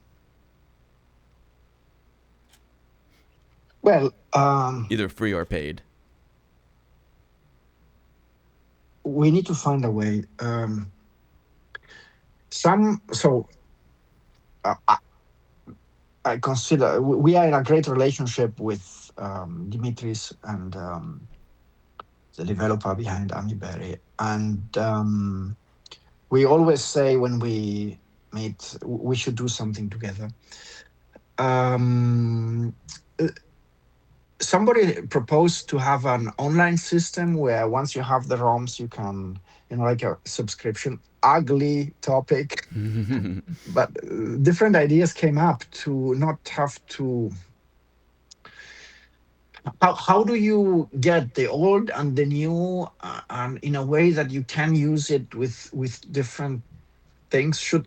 Should there be a centralized way where you, the user, can use it with different projects? So somebody proposed like cloud-based model where anything you have on all your devices can use the same Amiga Roman operating system files, old and new. And another way would be for Amiga to release. Should Amiga actually? Let me turn it into a question to you. If you were Amiga, do you think Amiga should have an Amiga app on iOS, on Android, on the Raspberry Pi, or should it uh, encourage the creation of different apps? What's best? Hmm. That's a very very good question. Be- Different apps are the same. Well, I feel like having one is always the clearest and the cleanest. But then, like, what if like some folks prefer, like for example, some folks would prefer to use, FSUAE. Some folks like AmiBerry. Some folks like different flavors, of emulation. So there's a value to having different ways to emulate it as well. Different types of emulators. Like someone downloads like an official Amiga emulator, Amiga, and doesn't like it, and someone else could, made, and there's another option available that they like better. Then should they be able to use that? Yeah. so this for me underlines the importance of continuing the conversation. It's even when maybe there is no solution right now today. I mean, there is a solution like on PCs. On PCs, Amiga Forever under license from Amiga gives access to the ROMs, but then it doesn't give you the license to put them on a whatever else system. So and there should be a way that is friendly. Let's call it friendly, as in Amiga. Some, in some contexts today, even the word legal and legality and copyright have a negative connotation, and I can fully understand it. In a world you know, where it tends to cost to zero to reproduce things, and I've said this already 20 or 30 years ago, it can be hard to understand why you have to pay for things. So to me, it boils down to the mm, aspects of legality, of course, and we get to the Star Trek world with no money. But and how can Amiga support itself? Nobody's getting rich. I'm not getting paid for that. Um, but it has to sustain itself. It has big costs, and I don't even want to talk about the costs it had over the last few years. I consider them whatever. It's not the topic now, but all subsidized. But I think Amiga to move forward needs to have some margin to keep operating. So I'm not expecting free for everything everywhere, and but there should be a way to have more platforms with ROMs. Yes. Yeah, that doesn't. That of course, everyone needs to. Everything can't be free. It's crazy, but But I it think I know should, what he's. but it shouldn't it? I mean, after all, if something can be free, free books, free. I remember I had this friend in Serbia during the Serbian embargo, the embargo they had, and all culture, movies and music and software was free because there was no way to legally acquire it. The country was isolated.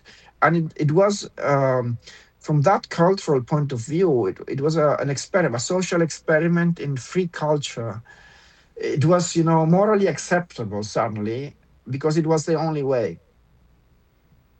And I would love to live in a world where we don't have to ask for money. Sometimes I feel like you have to beg for money to, which is not why you wanted to write the software for. And I had this conversation with Richard Stallman when he was at an event in Milan, and I remember he said, "No, you should have a day job and not ask money for the software. You should only do open source software by night."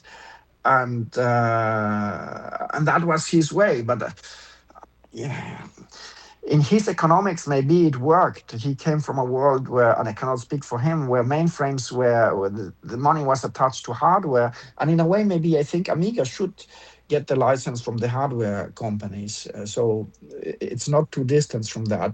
The expectation today is not to pay for the software. You don't buy for a Windows or Mac OS software update, for an iOS update. So it's also a matter of expectations.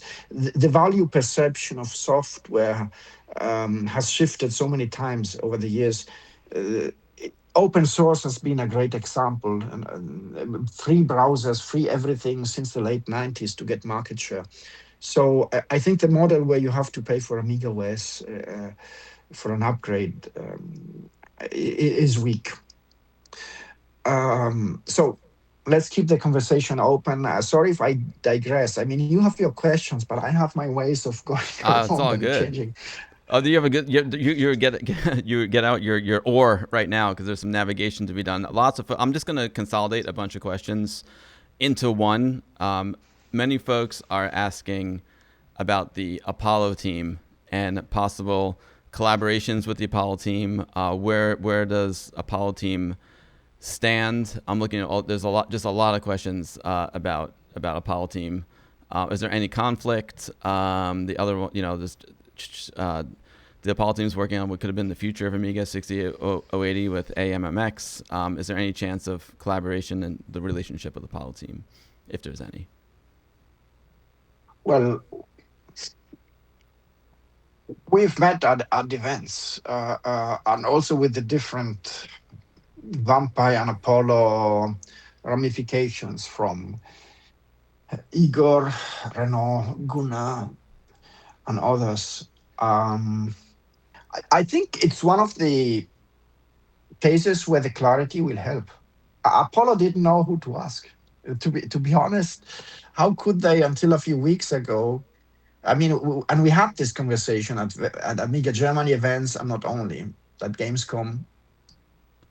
I think they would love to do something, and now this agreement is only a couple of weeks fresh now. The announcement was August 4, now is August 16, and they signaled in the past that they would like to do something. But Apollo is also a great example where some standards about the hardware enhancements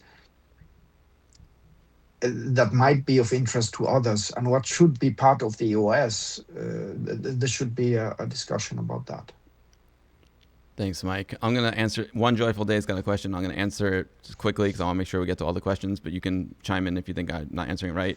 He's asking about the possibility of porting Amiga OS 4 to x86. And Mike, with the new agreement, they're allowed to port OS4 to any current or future CPU. Yes. We clarified that. They Yep. can port to anything other than the 68K. So there can't be an OS4 for the 68K, which in theory might be an interesting thing with these powerful CPUs. Han Solo No is asking if you're in contact with any third-party companies or persons concerning new software for the Amiga, not just OS, not just apps, but like any productivity software or games. Well, in contact, yes, but do you mean not non-system apps? So Amiga right now needs to focus on the US and on facilitating third-party apps. There's an in-between area of apps that could be Amiga apps. The topic came up. Amiga can do this in the next 1 year, I think. So contact, yes, but not that Amiga becomes a publisher of other apps. We need to maintain focus now. So yes, obviously we meet a lot of people, and people email, and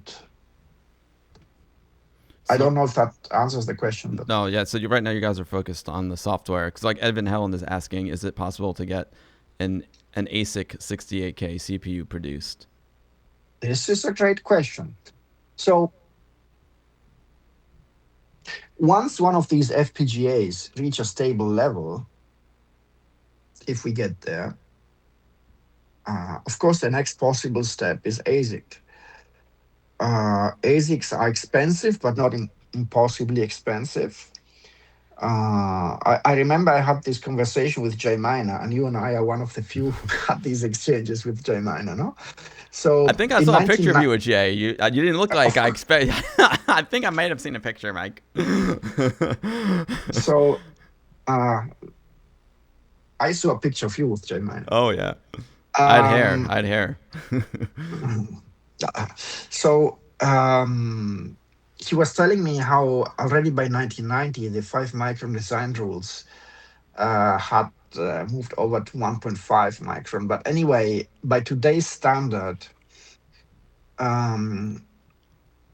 are not nanometer level expensive things that require the latest manufacturing technology. There are research projects and universities where they teach how to create ASICs to their students, which have the production capabilities to create an Amiga level ASICs. So the question remains, what features are you going to put there? Would you put all of the custom chip features? Would you put some video features in there? I mean, I would love to have a one-chip solution like Jerry Ellsworth had with the DTV, the 64. And I remember, again, we go to the value perception of hardware and software. Being a software developer, I envied my hardware friends because their work was perceived to be worth more than whatever the software people did. So the box you had in your hands before, the Amiga Forever box, cost more to make with the 3 DVDs inside than Jerry's joystick. Wow. So with the 3 DVDs. So, and that's strange. I got the 3 DVD edition. Yeah, so I can't get the flip. There we go. And with ASIC, you can go down to, if you invest a 7-digit amount, you can then go down per unit. And this is the way to go. I mean, you should have in mind how much you can go down in price as the units increase. And I think 1 million units, we already are in the 6-digit ranges with the, our new hardware and software solutions with the partner ecosystem are reaching an incredible number of users, which probably inside the Amiga forums there's little awareness about. When Retro Games or Unstream or Blaze Entertainment or Spec Next or others uh, do the hardware, that's 5 6 digit people at a time. So that's why we have this more holistic view, maybe talking to you and with these wonderful people and questions, but also with our partners. We have a different view of an industry perspective, of communities that know nothing about the Amiga legal troubles that happened in the past few years, who don't even know that there are forums. And maybe we'll find out about Amiga Bill because we advertise it in the box. But so that they like some even former Commodore engineers, they didn't know that there was a retro scene again.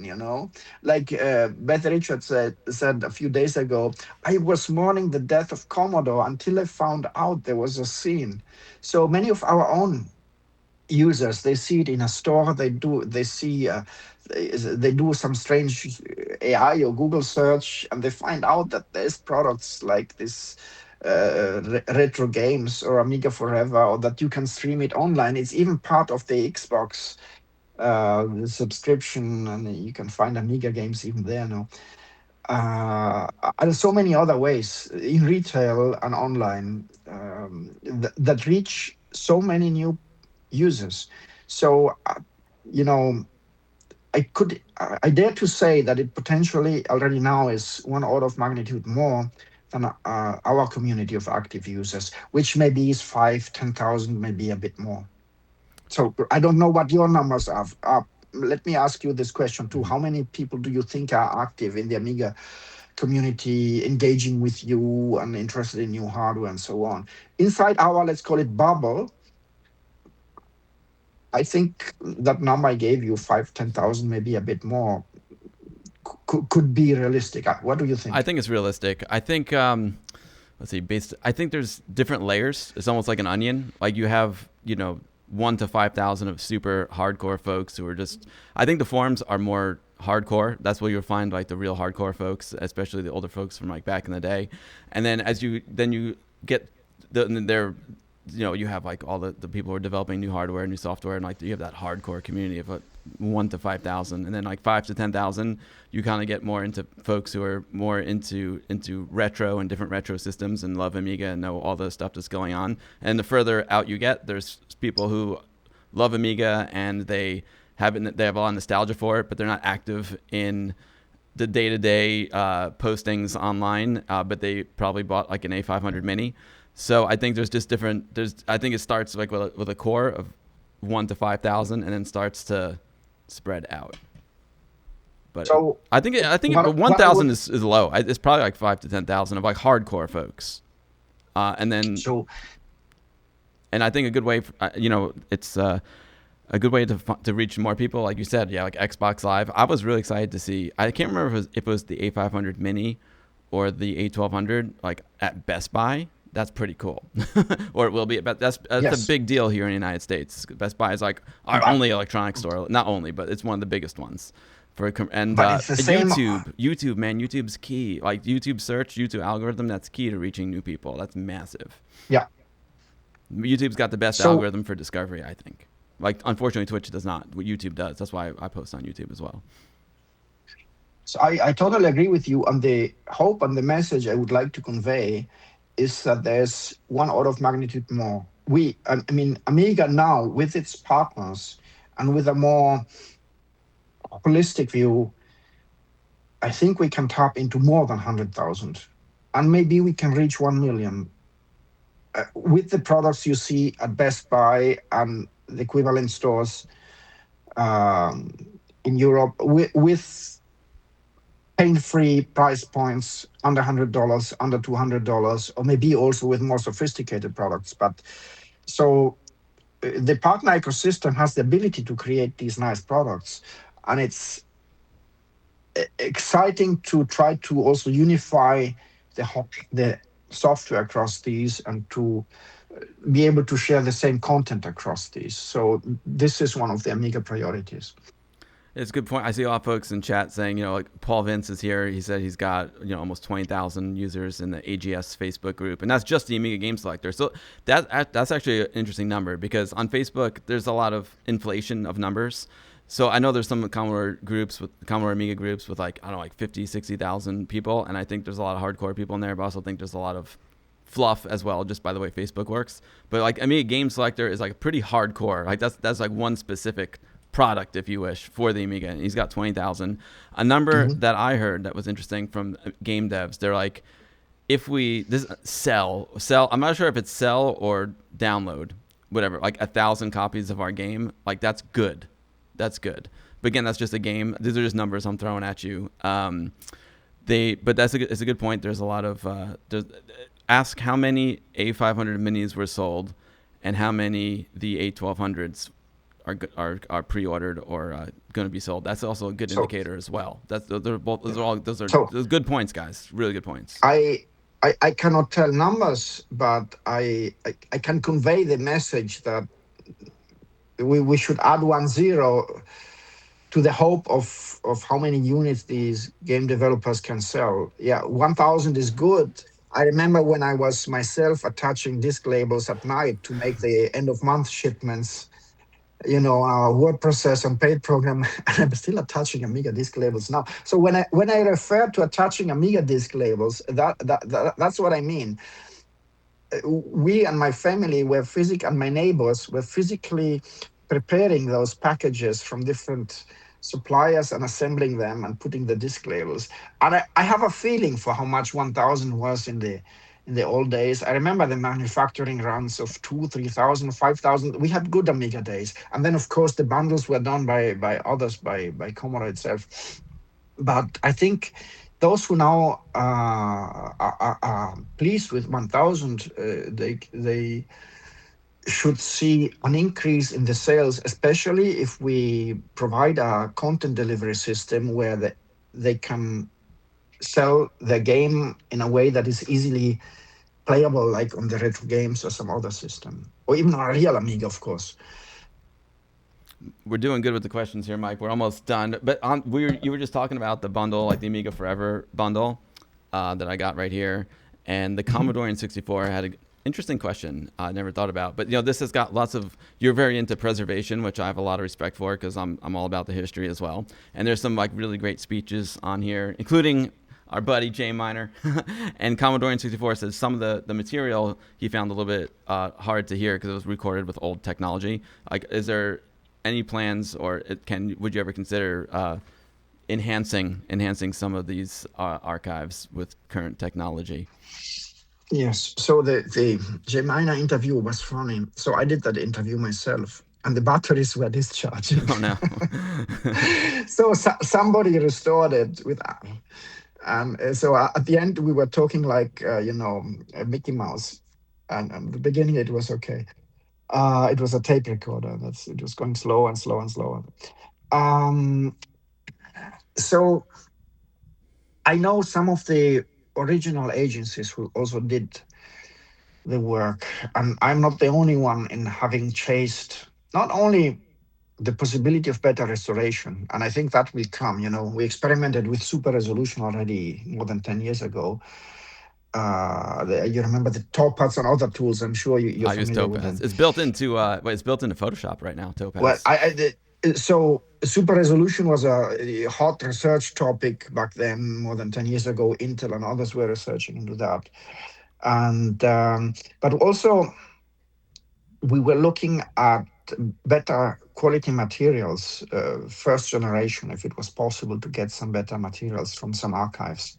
So both options are being chased. So awesome. Some of the AI upscaling I've seen is actually really good. Some's really bad. Some has been really good. Another two folks, Teen Angel and Number 6, a few other folks, they're asking, is Amiga.com, is the website going to be updated and expanded? Because you guys have a lot of new information, and a lot of folks. Because even me, you sent me a really cool link that talked about the two agreements, but you need the actual like URL to get there. Is there a way that you can go to like Amiga.com and see all this new information? Well, you're right. It's Amiga.com has the X link, and that term points to the article. Number six is right. He's emailed me. He's emailing me almost every day these days. Hi, Hi, Alan. Um, of course, it's the same team who is behind the logo is working on more than the logo. So it will be done when it will be done, probably in stages. And yes, we'll get there. Yeah. So for now, Sorry, Mike. I'm No, thankful. I'm thankful to all these opportunities to speak here, and for others who fill in the dots where it's needed. I know it's not optimal, but we'll get there. no, exactly. It takes dude. I mean, a lot of folks are asking about the website. So it's a great point that they have. And dude, I hate updating my website. My website's so out of date. It's like I'm not a web guy, Mike. I got a crazy Well, question here. It's so funny because before I was running a demo over there on my Amiga game selector, and I got a software failure, which I love, and I kind of missed the guru. And Captain John is asking, is there a future of replacing software failure with guru meditation? Bring back the guru. no, of course, I love the guru. No, no, this is iconic. Yes. It is. That'd be so much fun to have a guru meditation again on the new one. Oh man. Let's see. So okay, cool. The website will be updated. We need a new state of the art guru. Exactly, Luke. Exactly. Let's see. We're almost done here, Mike. I appreciate it. A good question to kind of, well, there's a few more, but Paul Vince, Amiga Game Selector, is asking, like, where do you see Amiga Corporation in 5 years? Like, do you think it'll be smoother and less complicated than it is now? Do you have a vision for what will be, 5 years down the road? Yes, I think it can only get better. Some of the mm, things will line up. This is whether you look at it from a game theory point of view or legal or strength. I think it will be simpler. Yes, clarity helps, and the perception of strength, or in the opposite way, not the feeling that there is a void and confusion, which some people seem to almost celebrate, and the restoring of beauty. Who wants to be involved in something ugly if they feel there's something ugly? It's intangible, but beauty for me is important. And for me, Amiga was from the beginning about beauty, about excellence, about creativity, and that passion attached to that is what keeps driving us all. And these are core elements, I think, that should not be forgotten. So in a beautiful, strong, and clear ecosystem, I think it can only get better, especially in this world that maybe will get more confusing. We see different trends. Some are totally unpredictable. We don't know where AI will bring us. But we long for the past. This is something we can understand. It's important that we, as a community, invest in it, and in an inclusive way welcome others to it.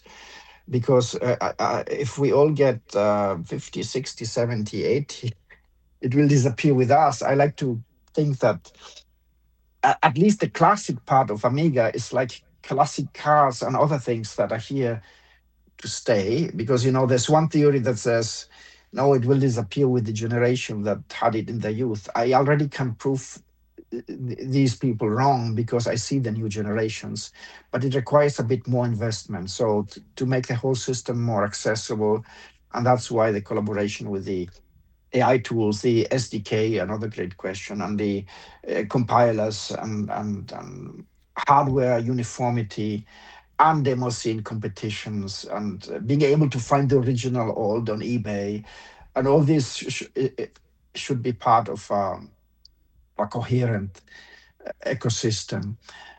And yeah, 5 years down the road, I see the classic, and I see something new.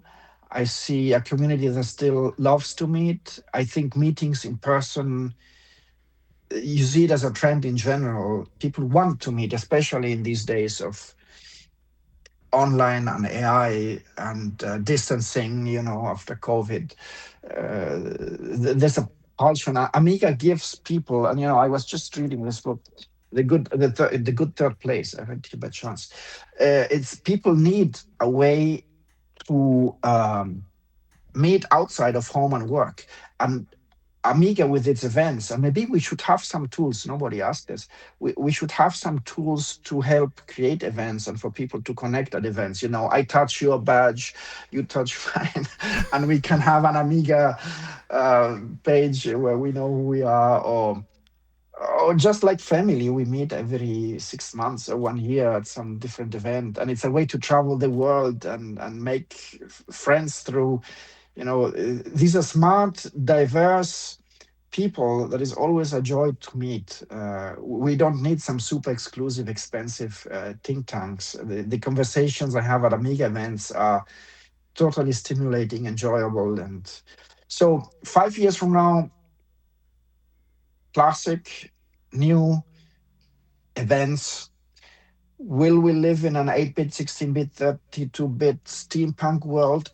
I don't know. 5 years is a lot, also from an AI point of view of possible change. But I hope that if the AI things go well, we will have a choice of how and where to live. And that's why I think the choice will bring us back to what we're talking about now. I love talking about meeting up in person because our local Amiga club, Westchester Amiga User Group. I'm just going to I'm going to tout it for a second. We've been meeting since 1988, and we never stopped, Mike, and never will, baby. We used to meet in person on the first Thursday of every month. Now, because of COVID, we went virtual, so we still meet on the first Thursday of every month, but virtually, kind of like you and I are doing now. But then we still have the physical meetings. So we have one big one a year at my place.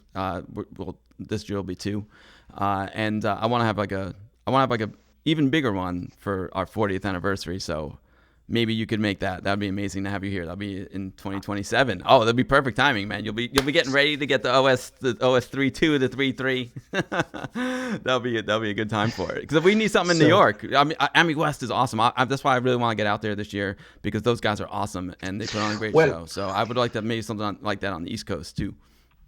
I'll try to attend VCF East again next year. VCF East is great. Yeah, nice. It's great.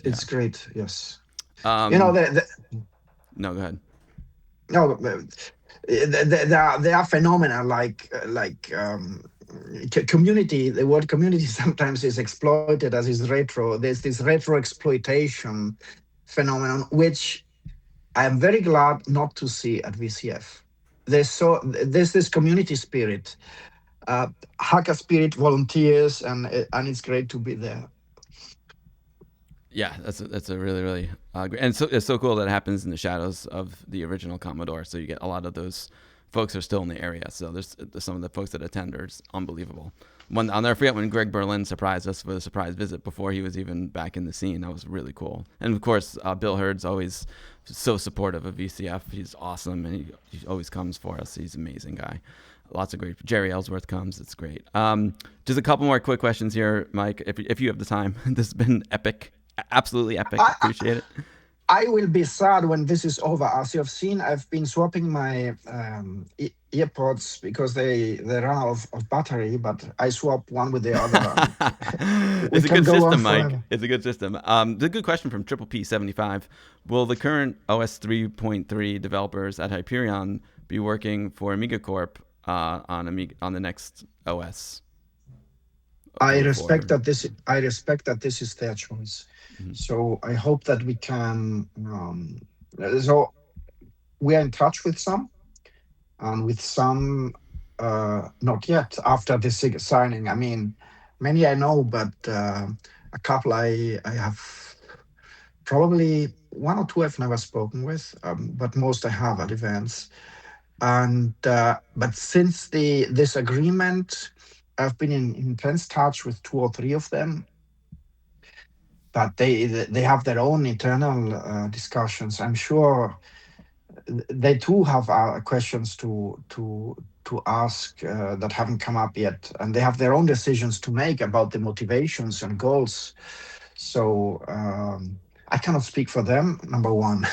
Second, I respect the very difficult, fragile situation that they too have gone through, because not everything was as clear, as positive as sometimes you want to play with something, you you you want to believe maybe that some things there have been sources of confusion, let's put it that way, no? And the sources of confusion, I hope, are gone, and this should help everyone.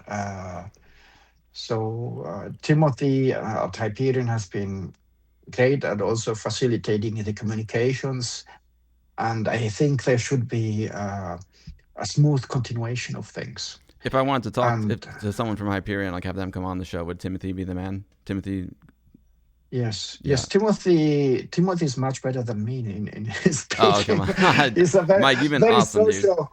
No, I'm not a good salesperson. I say the negative before the positive. I don't try to sell things. So I'm a developer. I see problems. I want to solve problems, and I see the company too with its limitation with its limitations as a product. And sometimes manpower and budget is a limitation, and especially after 7 or 8 years, which are undescribable from that point of view. I mean, the problems that there have been due to the legal challenges in the past 8 or 9 years.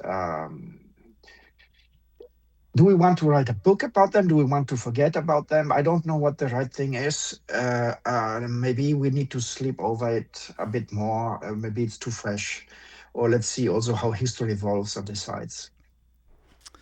Bash 64, I'll kind of answer it too. Is there any new Amiga hardware coming, like an A5000? I know the A1200 is the next new piece of hardware, and maybe there'll be something in the future, but nothing on the table right now, right, Mike?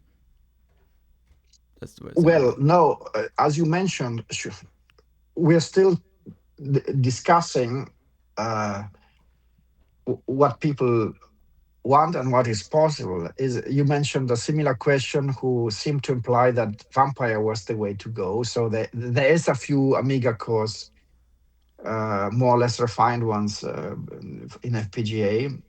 ASIC, of course, is a possibility. How much do we? What a revolution would it be to have a really low cost Amiga, and what Amiga OS features would it have to need? What would you want to have in it? Would it have to have some like a mesh communication system embedded, some home automation system? What is the new killer app for a low cost Amiga? These are all exciting questions. What interfaces? So, do you want like a universal serial CAN bus connects, LoRaWAN, many possibilities. But then you also take when you want too much, you take away some of the beauty. So it can be a modular system. Others have done each of those systems. So maybe in the next year, let's focus on bringing order to the core. And the partners will do hardware. I hope they will do it in a more unified way. And as for the A5000, uh, let's see what the future brings, whether it's FPGA, ASIC, ARM, RISC-V, or whatever. Oh, on that note, let's see. I got just like two more here. Good question. I'm sorry I missed one. Someone's asking, is with the new agreement, is Amiga Kit still going to be able to call their products like A600 GS, A1200 GS, and A1200 NG? I cannot speak for that company. They're not under any. I mean, they are co-owned by Trevor Dickinson. They are enmeshed with agreements with Amiga through Hyperion. I haven't seen those agreements. Hyperion will have to show us some of those agreements in the next few weeks.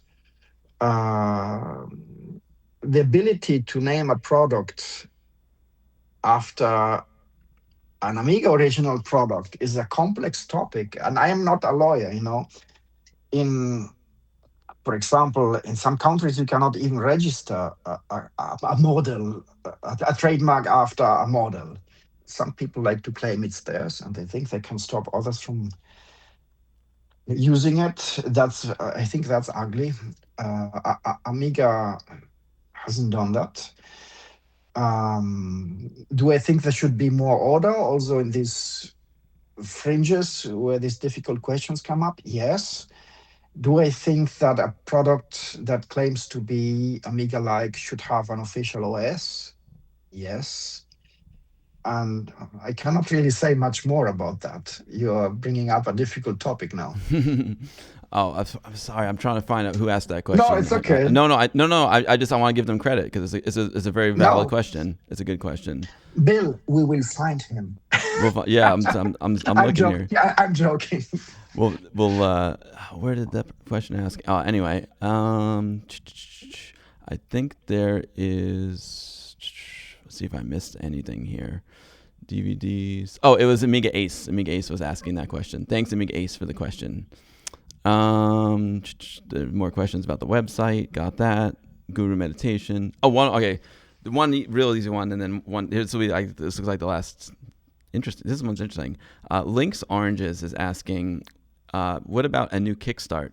Could there be one more dynamic to accommodate a new boot logo, or the ability to customize the boot logo, flexible to RAM position with more functions to call to get RTG directly, for example? I like when you hold the two mouse buttons, you would like to. Yeah, so you don't like the check mark in the boot? No, I'm asking his Link, question. Yeah, I mean, so I think links he wants aren't. something customizable. What he Yeah, said. The new I logo, get though, that. the new one, because you guys redefined it. I guess that's what he's talking about. You have the new Amiga logo now. We have a pixel artist working on putting the check mark in the boot screen again. Of course, even the developers I spoke with, the AmigaOS 3 developers, they told me, no, we want the check mark back, and I agree. I'm a classic checkmark boot. But what else would you want? A QR code or something like that? Maybe not. But yeah, polish it up a little bit. But if you mean the whole boot process, like the ability to press two mouse buttons and pop up some features, that should be standardized, I think. RTG is a possibility, but right now RTG is also if something is broken, you boot into a black screen and you don't see anything. So yes, we work on that. But I agree that right now, one of the points that already came up is to standardize across the partners what to do with the boot screen options. That is, when you do something like press the two mouse button at the same time, what should happen and what options should be exposed there. So, and as for the graphics, there will be the check mark, but if you want to customize it, that's an idea. I don't know. It's a good. I think that's what he's asking, to customize it, because I like the check mark. I like the check mark, but I love the bowling ball. I respect the check mark. I love it, but if someone wants to put a bowling ball there, or I don't know, whatever their logo, made their own logo. I don't know, maybe they're like a Westchester Amiga User Group logo. As long as you don't put an Atari logo. There you go. Good answer, Mike. Because that would happen. There'd be some rascals that'll be doing that. That. Oh, man. I think so. The bowling ball's totally out. He's going. It sounds like Mike's going check mark. This is Teen Angel wants to know about the artwork behind you. Sorry? The artwork behind you. So this is my niece. I don't know where you're going to cut, because we agreed that you would cut the light. Yeah, no, I framed in all the artwork for you. Okay, so this is by my niece in Palo Alto. Everything else is by Theo and Leo, who are my sons. And so Theo is now 7 and Leo is 4. And this is all the artwork. So let's call it classic. Love it. New developments, new development. So by the way, I am full of moving cartons. I apologize for the. It's real. You see me as I am here when I work in this home office now, but I'm moving to. I should have in the next video or maybe next year.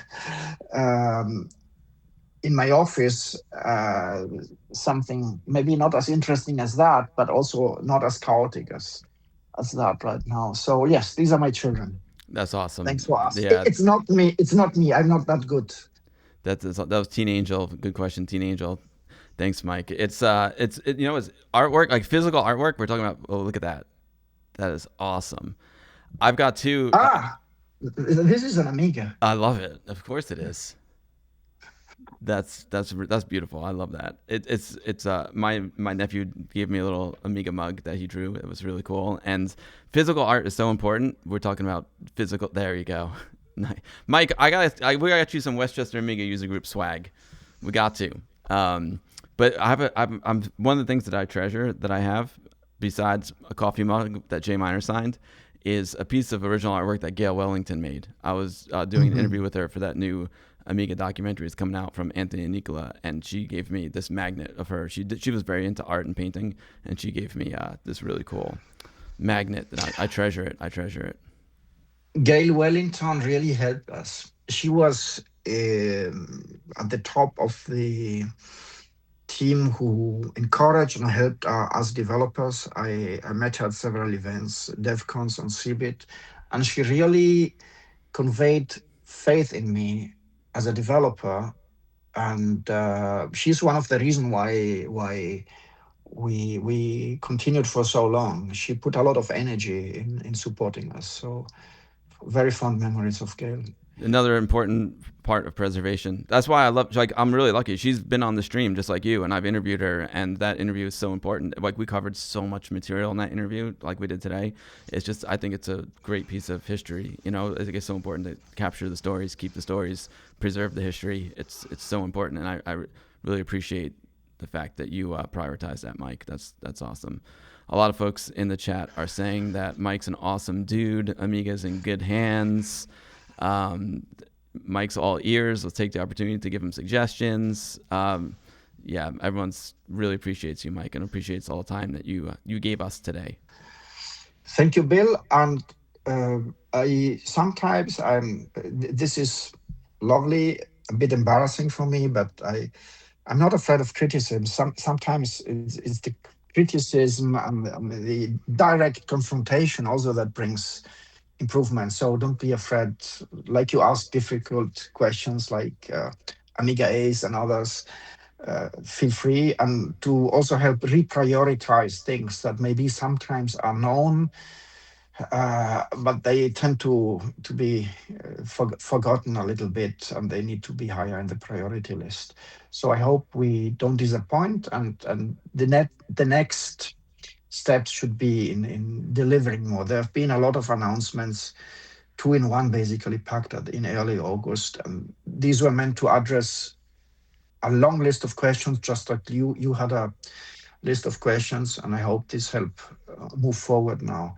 And so there's two other videos I would like to mention. One is the Kickstart presentation, but strangely and interestingly, maybe from a historical point of view, I had this 6 week before speech at RedCon where I did not have myself the certainty of being able to enter into these two agreements. And basically, there we were saying, ah, I hope that next month we can have these agreements done without really saying it. But I'm curious myself now. I would like to go and see what I said without being able to say it. Because for me, too, it changes a lot, to not have 10 different futures, possible futures in mind, but only five. And maybe I didn't want to admit it myself, but having so many points of tension in your mind, you can now begin to clean your physical disk and your mental disk of some scenarios which you can slowly begin to let go. And this is also for me good. Mike, I appreciate it. I really come back anytime. You know, like when there's more developments, you're welcome to come on the stream like anytime. Amiga community would like love to hear from you. Like I would love just to even do like just an interview with you. This is more of a Q&A from the community, but I'd like to learn more about your past. You know, you have a very interesting past. You have a funny picture with Jay Miner as well. So I want to learn more about Mike as well, and it would just be great for you to keep us up to date. It'd be awesome for you to come on. You know, you can come on whenever you want, like a couple times a year, whenever there's something cool that is happening with Amiga. Like we'd love to have you come on and answer questions about it or just tell us about it. You're welcome here, you know, anytime. And if there's any way I could help, just let me know. You know, I'm just a dude who does live streams and got the user group. But if there's any way I could help you out, you know, you and I both have Amiga. Like Amiga is just like a huge part of our lives. Amiga's been with me basically my entire life. So, you know, any way I can help you, because I know you love Amiga like I do. But like I'm here for you, and so is my community. Thank you, Bill, and all the people who are listened and asked questions. And I hope to meet in person at some events. And if not, let's meet again here. And you're also welcome to visit. You know, you don't have to twist my arm to visit Italy. I'm just saying. It helps if you need to convince a loved one, you know, let's go visit it. This is a very diverse region between sea and Alps. So you get a bit of both within 1 hour. You can have lunch in the mountains, like Heidi-like Alps, real Alps with a funicular, and then you have dinner on the beach. That's incredible. That's incredible. So this is maybe also why, after working in the US and the UK and in Germany, I ended up then probably settling here. Now children are going to school here, so that's where we're going to stay for a while. Italy's beautiful. I'm in the north. I've been to like not anywhere near your area, but I've been to Milan and like Lake Como. Mm-hmm. It's just it's ridiculous. So I love Italy. It's the best. All right, Mike. Thank you so much. Maybe I'll catch you at AMI West if I'm able to make it out there. If you're able to make it out there, if not here, and maybe we'll even get you to a Westchester Amiga user group or a VCF again. That would be awesome. Amiga 42 Germany. There's lots of possibilities. I love it. I met Marcus last week, and it's a strong possibility, yes. Amiga 42 Germany. I cannot speak for him, of course, but I'm pushing in that direction. And VCF East is also likely next year. AMI West, I don't know. I run out of my travel budget in terms of days I'm allowed to be away from home. Yeah, understood. But let's see.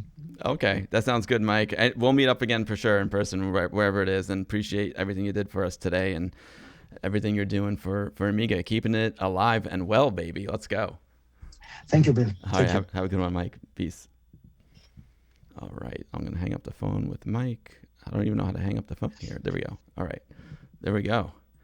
Woo! You guys liked it? That M Nemo. It's by my calculation, it's almost time for Amiga Mom. What a great guy. What a great interview. Yeah, thanks, Lone Dragon. Thanks, Carlos Jackal. Thanks, Desert Fish. It's really motive. I mean, I didn't do anything, man. All I did was ask Mike to come on and then ask you guys the questions. Ask Mike. That was easy.